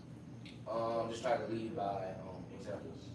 Really just try to let my actions speak before my words, and really just show them, just show them what hard work can do. You know, go from a guy who's, you know, freshman year was, you know, really on JV, and seeing where I am now, it just shows you that when you work hard, and even if you have to work harder than other people, when you just keep being consistent, not just having motivation, but having discipline, being disciplined and keep on working, which you can accomplish. If I can just drill that into the younger people, I feel like we'll be there. Which one you like playing the most, defense or offense? I personally like offense. Coach lit up with that. But again, just go where I just work on both. in my spare time, just always work on both, work on backpedal, work on brake, work on all that stuff. Really, also knowing knowledge too, knowing coverages, knowing schemes, knowing everything. Just looking back at old film in the past, seeing what people in my position are doing, Smith, Lazier did, Shamar who did, really just try to build on that. Trent goes from a no-star to a 4-star, second year playing football. How does that motivate you to, believe that you can reach anything, that you want to reach in football? Well, especially being a great academy, and we believe that we can do all things through Christ. And just seeing him, again, just an amazing player, Hooper, trained football player, so being able to get all that stuff. So it's cool just to see him, and I've always been motivated. I stay motivated. I'm just looking at the common goal that I want to achieve and just keep on working. It does give me a little boost, but I try to have that boost always in me, not just when I see something. All right, thanks, Green. JB? How you doing, JB? Good, how about you? Doing good, man. Talk a little bit about Coach coming in. What's been the difference with him? A lot more intense. I like it. He's very defensive minded too, and I like those guys who are defensive minded because to play defensively, you gotta be a little bit crazy, and we got a lot of crazy people on our team. We got some physical athletes, and it's just he matches our culture, I feel like. What are your goals for the year? Really just to show people that anything is possible with God. And if we're talking numbers, I really want to run for 1,000 yards. It sounds insane, but I believe it's possible with this offensive line. I feel like we could put anyone in the backfield, and Coach Speaksman just chose me to take that job, and I feel like I've been waiting for this opportunity for the last 4 years, because before running back, I played guards in sophomore year, and so I know what's going on with that offensive line, and those are my best buddies up there. We got Dallas Wheeler, Brady Alford, Latejah Roberts, Leighton Week, Michael Parker, Harrison Thornburg. Those are all my boys up there, and so I feel like I'm just gonna fit right in with them, and I feel like they're gonna put their bodies on the line. I'm gonna put my body on the line with the team too. Not a whole lot of guys make the transition from offensive guard to running back. Is that a common trend right now? It is for us. You've been fired up about it. Yes, sir. I've been waiting for this for years because I also cannot make college as a guard. I'm 5'10". Talk about the confidence that you gain when at the big man camp, your big guys come back. Really, Coach Hollis, I think they won it, but we ain't gonna go against the odds. Yeah. But what kind of confidence does that give you? I feel like I could go to war with these guys and just be completely fine. I could go into battle without a weapon. I feel like these guys will protect me. And whoever they gotta protect. These guys are just awesome, man. They're just strong. They're good in the weight room. They're big. This is the biggest line we've had in years. Faith Academy has traditionally had an undersized line with, I was guard for reference. And now we got like an average of 6'2", or like 6'3", I think. It's like average 6'3", 270 pounds up there. That's almost a college line. It's insane. These guys just give me so much confidence. I feel like it gives our quarterback confidence too. That's a stone wall up there, man. Talk about the quarterback. Quarterback, Brody Lambert, he's athletic. He's been a varsity outfielder for our baseball team for the last 2 years, since he was a freshman. So he's an athlete, and he just came back a few months ago. It took him a couple months, but he's back in it. He's throwing dots, and he can swing it too. Oh yeah. He can throw to slower guys like me. He can throw to guys super blurry like Raheem.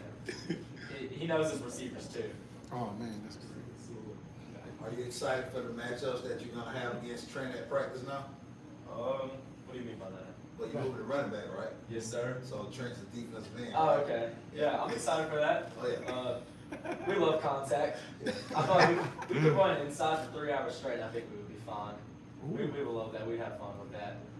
I'm excited for it. I think we both are. And Trent's also one of my great buddies. I was actually stressing before spring training, and I hung out with him a little bit. I just talked to him about the mental part of it, because, you know, with him getting all this pressure last year, he knows how to deal with pressure. And I was able to talk to him about pressure for my senior year, and he helped me out a lot. Oh, man. Great kids. All right, good stuff, Coach. Guys, look forward to seeing y'all Oh, run yeah. all the your games. It's gonna be done at 8:30. That's what I said. Right. Tell you.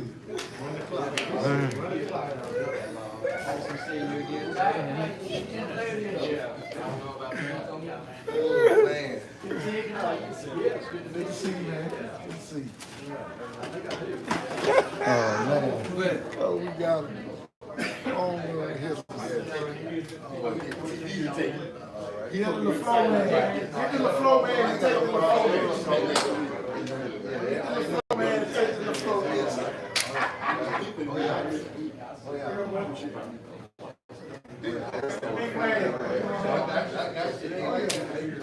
Look, he had it. Look, he gonna take 12 pictures now. I ain't gonna say that. I'm from Tomansville. I'm gonna get my own. Look, load him. Blur.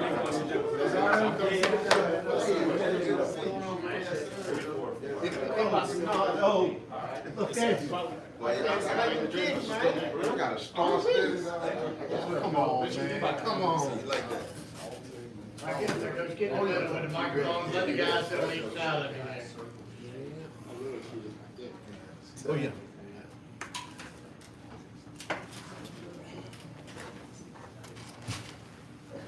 We lost the coach. He's coming right back. Going to get his list, I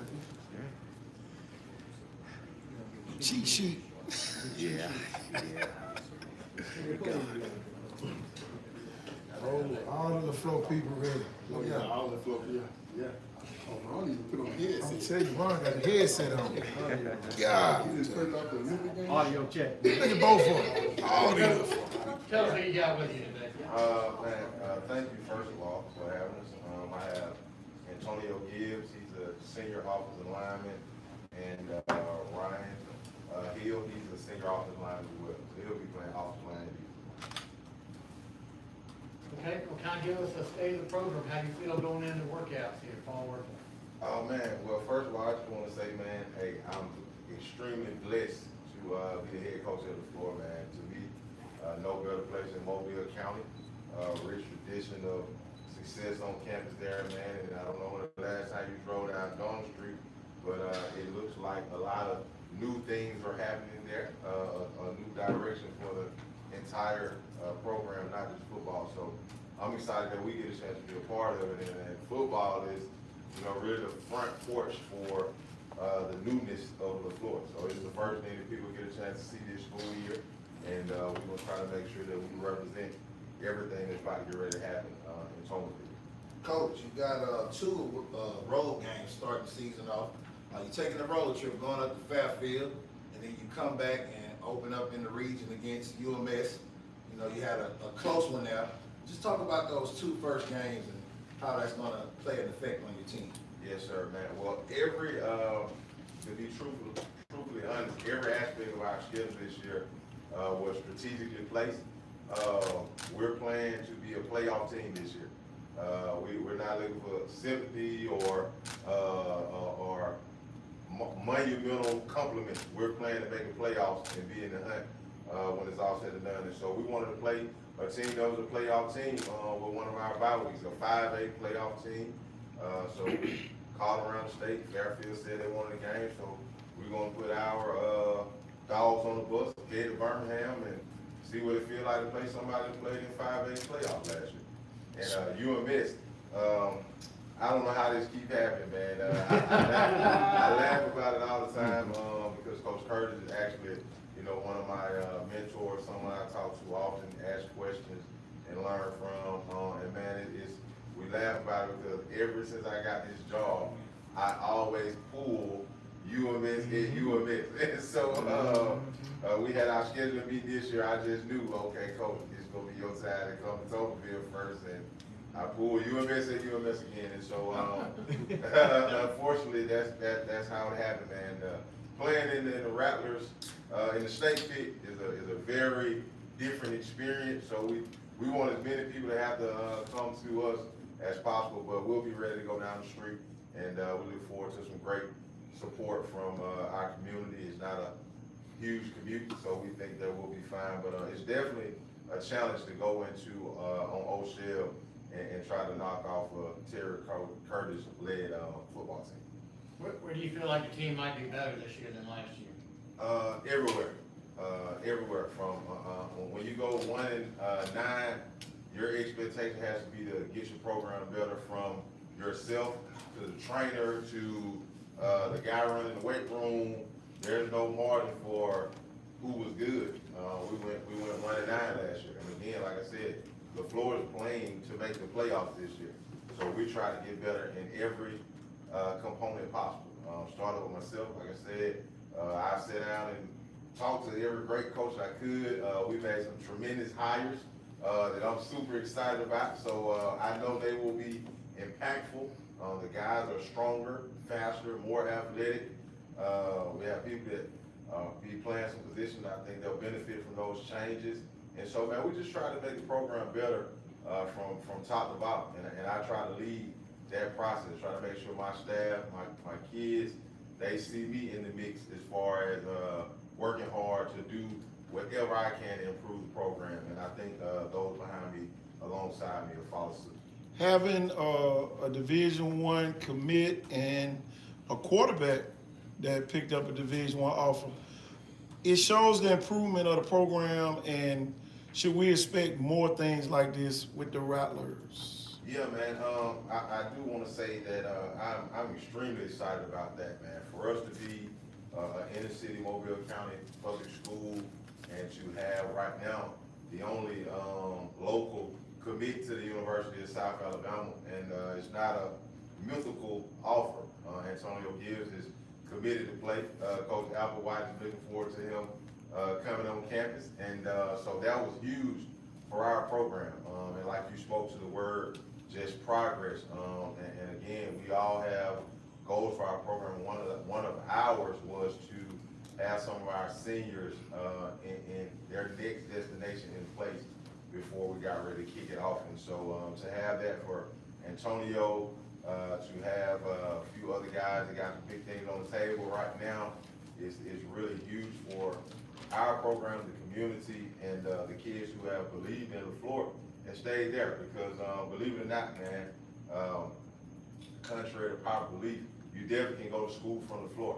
The card I went to go get with my fact sheet. And so in my time at the floor, we've had 15 seniors, and we've put 10 in school to play football and 2 declined scholarships. So that would have been 12 out of 15 guys who had the opportunity to play at the next level. So I know that the myth out there is you come play before you go to school. It's probably the total opposite. We got some of the best relationships around the country when it comes to coaching. And our track record with seniors shows that. So hope that answers your question. We're excited about it and glad that we put kids in school at the floor high school. How are your numbers looking this season, Coach? How are you looking to dress out when you start the season? Man, to be honest, I don't know. I don't count numbers at practice. And the reason why I don't do that, a wise coach once told me, you don't count numbers, you make numbers count. So we taking whoever survived the summer and make the travel list for Fairfield, that's who we get on the bus with. So I'm excited about the ones we have. The numbers are up. I can't give you a specific number because when I jump out of the car in the morning, I'm ready to go to work. I don't even count how many people there are. If you hear, you work. And we don't have time to waste trying to figure out how many will work.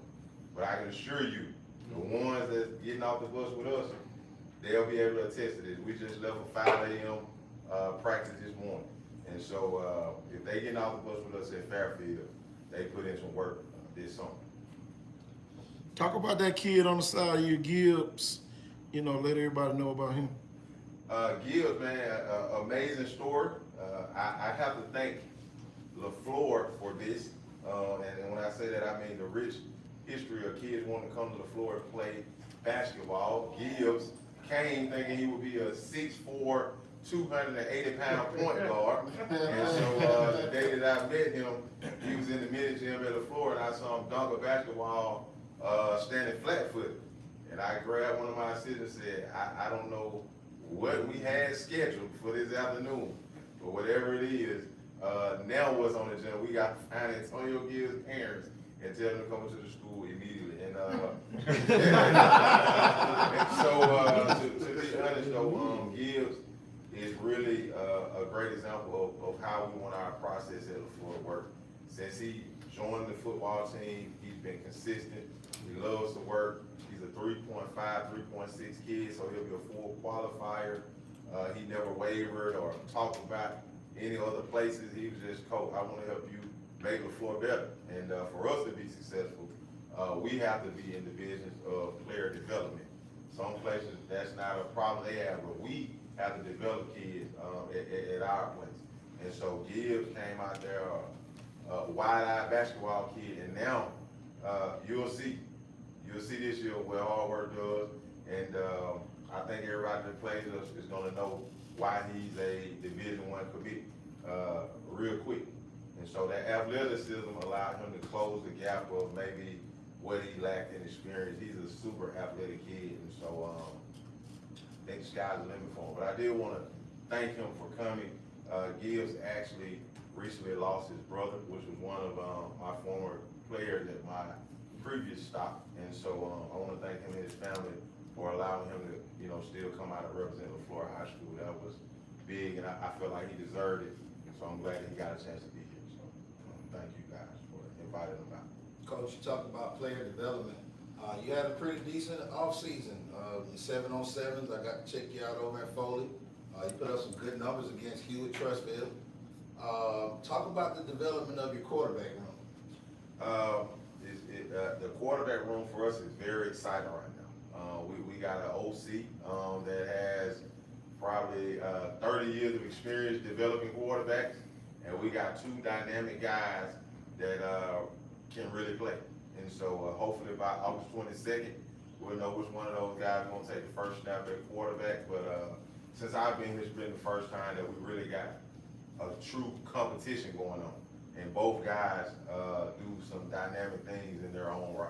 So I'm excited, man. And one of our younger guys is going to be a household name in Mobile County here shortly. Coach, saw some video talking about player development or player safety. I saw some of you guys with the Guardian camps this summer. What kind of difference has that made with them going to the Guardian camps, especially for your offensive line? Man, the Guardian camps are really great.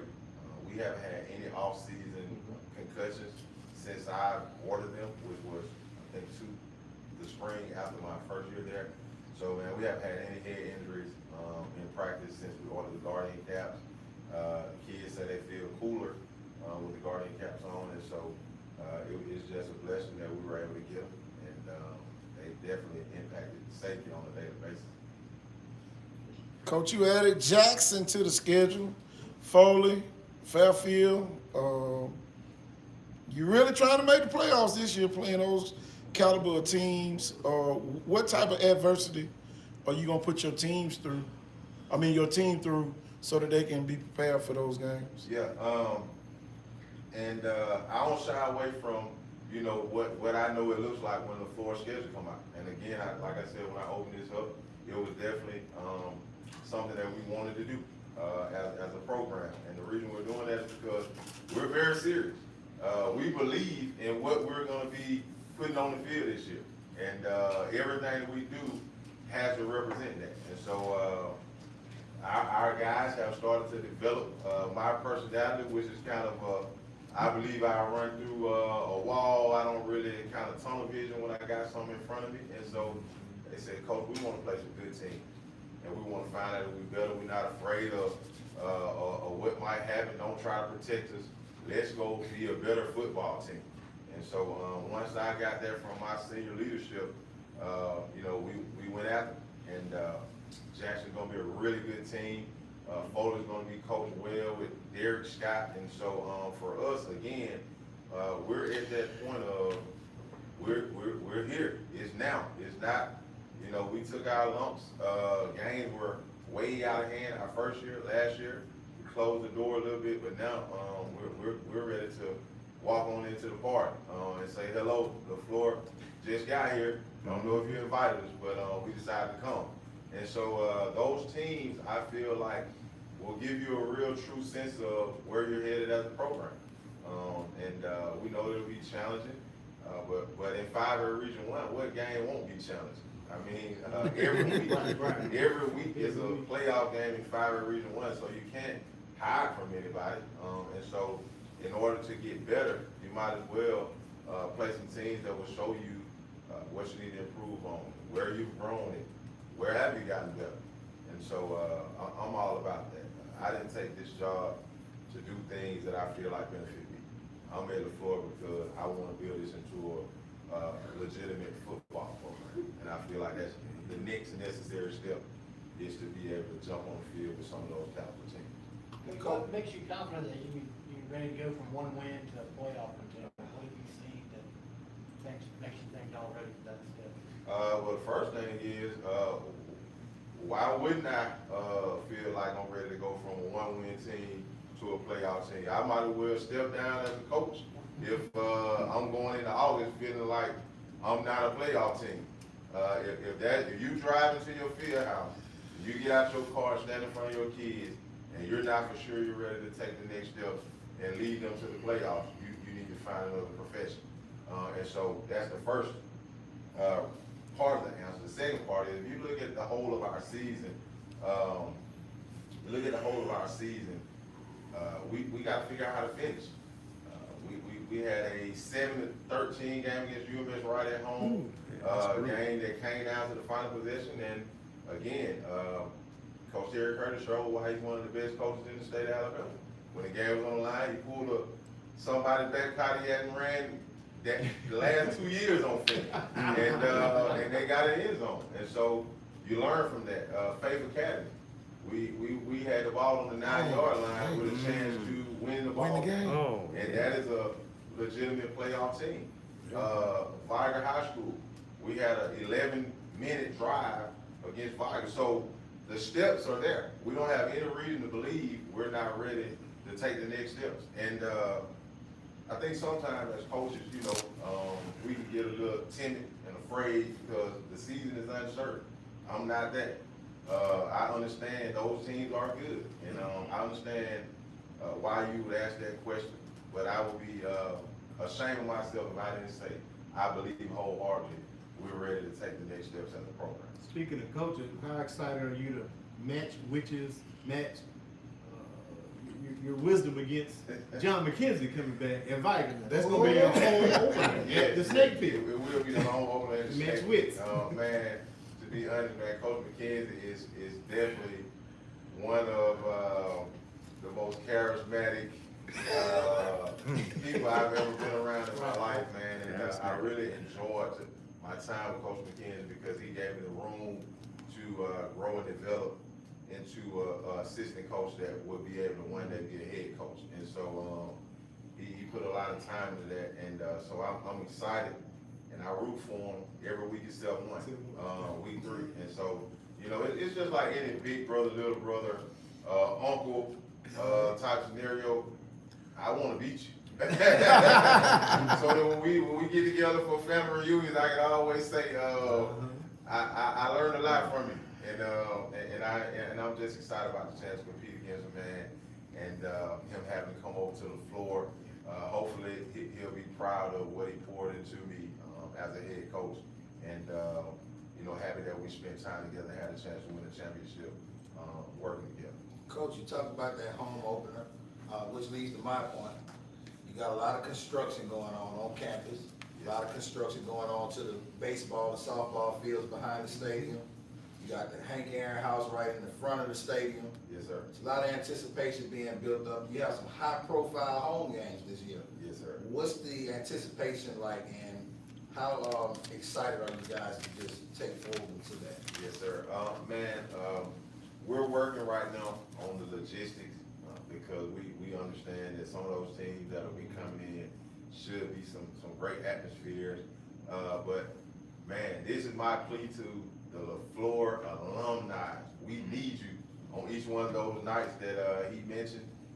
We are looking forward to kicking it with you. We're going to create an atmosphere and experience that won't just be a high school football game, but we want you to be a part of this turnaround with us. You're always welcome. We need you at home. We want you in there. We want you to find a section where your class can take ownership and say, hey, this is where my class sit down at. And so we want you in there. And we want you to be a part of what we're trying to build and how we're trying to turn it around.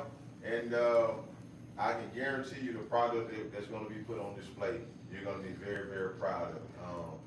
You're going to be very proud of. Can you give us kind of a sneak peek of what to expect? I can tell you this. As a former defensive coordinator, I think our offense is going to cause some problems for people that's going to have to stop. With the wisdom that's there, with the pieces that have been moved around, I think a lot of people may not, know that we had some dynamic kids that couldn't play for us last year. And so they've been on our campus for 365 days, hungry for an opportunity to play. Right. And so, in this day and age, a kid that stays on the campus without playing wants to be there. If you're working out every day, lifting weights, running, and you stay somewhere in 2024 for 365 days, you want to be there. And when you put that type of desire with someone that can actually play, it's going to be exciting to see. That's my sneak peek. I can tell you that if nothing else improves this year, LaFleur will definitely have a different approach to making it exciting. Grab your popcorn. All right, Coach, you wanna get the guys up there? Yes. Thank you guys again. Thank you, Coach. Antonio, how you doing, man? Do you still see yourself as a basketball guy, though you're gonna go play college football? I think I might have lost a little of my touch, to be honest.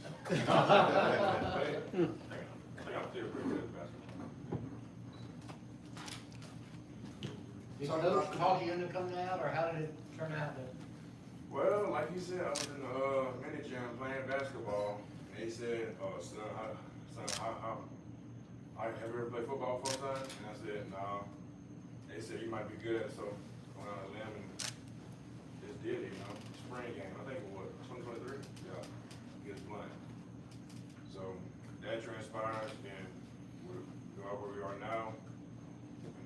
Got a season coming up, see how much it is. Talk about committing to South Alabama prior to the season starting.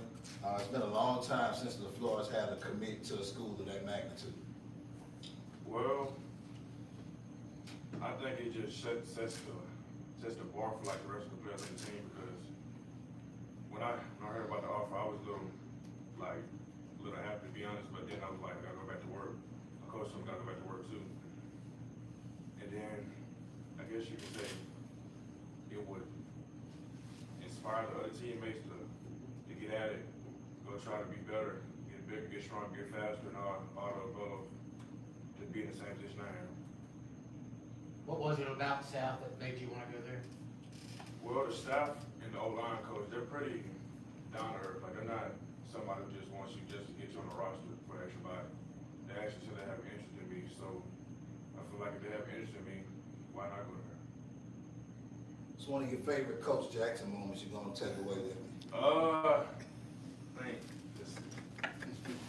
When we was at practice, the guy came over to the O-line, he had made us up down. It hurt at the moment, but it kind of like built a little bit of character for us a little bit, to be honest. Coach has set the bar. He said, it's playoffs for the Rattlers this year. And that's a challenge I'm sure he's challenged you guys with. What do you want to do individually yourself to make sure you guys hit that mark that he wants to set, that he set for you? I'm gonna better my skill set, because I'm not really familiar with football. It's my second year playing football. gonna try to get stronger, faster, and bigger, because I didn't weigh the O-line standard weight. I wasn't 300 pounds out of rep. I was like in the 240s. So I'm adding on weight as we speak right now. I gained like 40 pounds in the off season. So that's been like a thing that I need to get together. Is your get off still good? Can you get off still good? It improved actually. I Okay. gained weight. You still dunking? I'm dunking, but it ain't like I used to. That was that much of fun. How big are you? Last weigh 282 pounds, no shoes, 6'4". How much bench press? Well, I never maxed out on bench, but I'm pretty sure it's more than 225. What about squats? Well, I squatted 315 for 17 reps before I never maxed out on squat either. Coach, real confident that this is gonna be a good year for y'all. What makes you feel the same? Like you said, a lot of players didn't play last season that was on campus. Like you said, they were hungry to get after it. And then as our schedules changed, and I guess guys want to prove themselves even more because we're going to Foley, a 7-day school that has a lot of attention around it. It's bigger than 5-day, so I feel like guys want to put on for like coaches and scouts and stuff like that so they can like better their recruiting. What's your thoughts on kids leaving and going to other schools, going into their senior? It's not going to do anything for you, to be honest. Like, wherever you are, it's not where you play, it's how you play. Like, coaching, sure, coaching might make a little bit of difference, but you're still, you drop balls, you're going to keep dropping balls till you improve that. If you can't get stronger at where you're at, what's going to change the difference for you? You go another place. That's how I think of it. So that's one of the reasons why I say at the floor, because relationships, and it's not going to change who you are. Going to another school won't change who you are. It just change the habits and people you're around. You gonna make sure the whole team know the alma mater? I mean, why not, you know?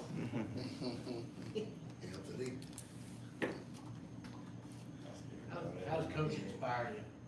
Well, he told me a lot of personal stuff that really put it in a different perspective because he's from Georgia originally. We both had the same come-up story. Not a very fortunate background, but we still powered through and just had the chips of Jesus and he laid them out where they are today. How hard was the transition coming from basketball for you? It was pretty tough, to be honest. The physicality is way different. Not gonna get thrown to the ground first play. But besides that, athletic-wise, basically the same thing. Pretty much it. Last season, you guys had Faith Academy on the ropes.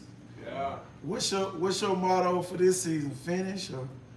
Finish. That's one of our biggest drawbacks from last season. We was in the game most of the game. Last quarter we couldn't capitalize. Then therefore we lost. So that's what we need to do. Finish. Hopefully finish. You know other teams probably figured y'all not gonna have that, so they figured they're gonna just run over y'all this year. What do you got to say to that? I'm gonna be honest. Underdogs work. It's the best thing it can be. I don't care how many stars you have, how good you are, how many offers you have. You're still a human being, just like me. So if you line up in front of me, you better get dropped out the ball. Just that simple. All right. Oh, look at these LaFleur people over here. All right, Ryan, tell us about your goals for this year. My goal this year is to go state, way out state. I'm expecting to win. Playing at a LaFleur, and the people around you even doubt you. What do you do to block them people out? Keep working. Keep working. That's all. You know what I'm saying? The team right is What do you feel like be different on the field this year from before than maybe was last year? a lot. Discipline. You know what I'm saying? And coaching for real. Everything's gonna be a lot different. Ryan, when you look to the right and you see Coach Jackson over there, give me 3 words to describe Coach Jackson.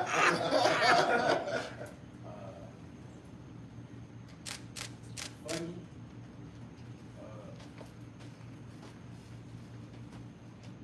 Great. Up downs. Up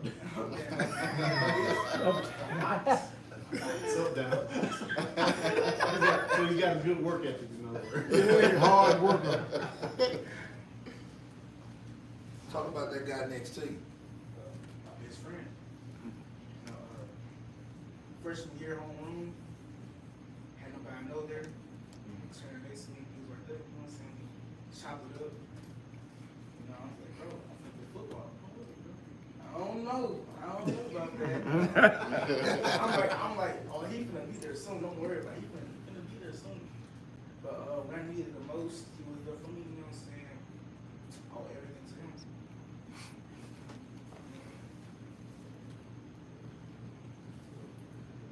Do y'all have the me against the world, LaFleur against everybody mentality?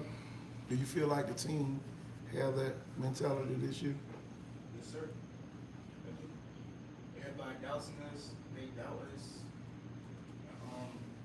Just don't mind that, keep working. We can get ours. We can get ours. That's what I feel like. What went through your mind when Coach Jackson said, we gonna make the playoffs? I believe it. Everything he said, I believe it. Everything. From first time he got to the floor, I believe it. If he say, we're going to state this year, oh, we're going to state. No. Exciting times for LaFleur, with all the building going on. You guys got the new stadium, and you're gonna have the new, campus building, parking and all that good stuff. What does it do, not only for the football team, but for the student body as a whole? More students coming in, you know what I'm saying? So more students mean more space. More space, you know what I'm saying? This helps us, you know what I'm saying? With the help from the alumni, you know what I'm saying? Everything be okay. Can you talk about the changes that you've seen in the community? Like with the school being under construction, I'm sure you've been able to ride around and you see certain stores are changing. Certain areas that used to be dirty are cleaning up. Like, how's that made an impact on you and the rest of the teammates? Everything is coming together. Everything's coming together. Community's buying in. Players are buying in. What more do you need? That's right. Y'all getting an upgrade to your facility, Coach? Where they, with the football practice field and all that as well? I'm not sure if we're getting any upgrade. I hope that we are. Okay. No, I'm talking about the practice field. I hope that we are. Okay. And if we do, I'll be excited to be a part of it. I don't know. Know what they had on the bottom. diagram. Yeah. You can take a look at it. Yeah, the diagram had something nice for you on there. Yes. Yeah, Yes, next sir. to the field house. Mm-hmm. Yes, sir. But I can say, man, Ms. McDade, and all the board members and people that are working on behalf, not just LaFleur, but a lot of changes that are happening with Mobile County Schools, man. We owe them a big thank you, because I've been a coach here for almost approaching 20 years now. And some of the stuff that they're doing for schools is stuff that we dreamed about as coaches. So, and I thank them, and I thank Mr. Thread here, because Mobile County is catching up to a lot of school systems around not just the state, but the southeast. And so to be a part of that is special. I always count it a blessing. So thank them for what they're doing. What do you think about the possibility of the championship being moved down here? Man, I think that's going to be amazing. Personally, I'm a big fan of that, just because I think there's nothing like home field advantage. And so, example is, I'll never forget my first win as a high school head coach. Last year, I didn't think that the Snake Pit could rock the way it rocked that night. And so that was just a memorable moment. And I think that, it's something different when you can walk from your house to a campus to a game, when you can sit outside and barbecue all day leading up to kickoff. It just creates a, you know, an atmosphere that's different from any other football experience. So, you know, college championships, NFL championships, they're played in these, you know, big mega stadiums, and, you know, it's a great commercial experience. But championship on a high school campus probably yield lifetime memories where whole communities stop what they're doing and come together to support schools. So I would love to see it. What legacy do you want to leave at LaFleur High School? Great legacy. You know what I'm saying? We going for the ring this year. So when I leave the floor, I want my kids go there and be like, you know what I'm saying? Like, Dad, want to ring good. You know what I'm saying? Go ahead, go. So I want to leave a great legacy. 20 years from now, you come back to your high school reunion, what are you gonna tell people you are as far as working for a living? Professional, are you gonna be an athlete 20 years from now? Are you gonna have a trade, or what's your ambition? I'm going to be an athlete. Okay. For sure, I'm gonna be an athlete. You going pro? Oh, yeah, yes, sir. Yes, I'm going pro. There you go, keep it high. What degree plan do you have set out for yourself when you go to the next level? Like, what do you want to study in college? Psychology. Psychology. You know what I'm saying? Whole family study psychology. Great guys. Appreciate y'all. Way to close us out. Thank y'all so much. All right. We really appreciate you. Look at these rattlers over here. All this rattler media. Rattler, they get up, they put on the headset, they adjust the. Hey, look. The media school.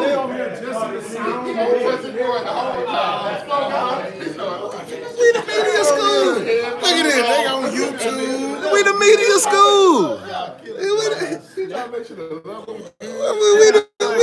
We the media school.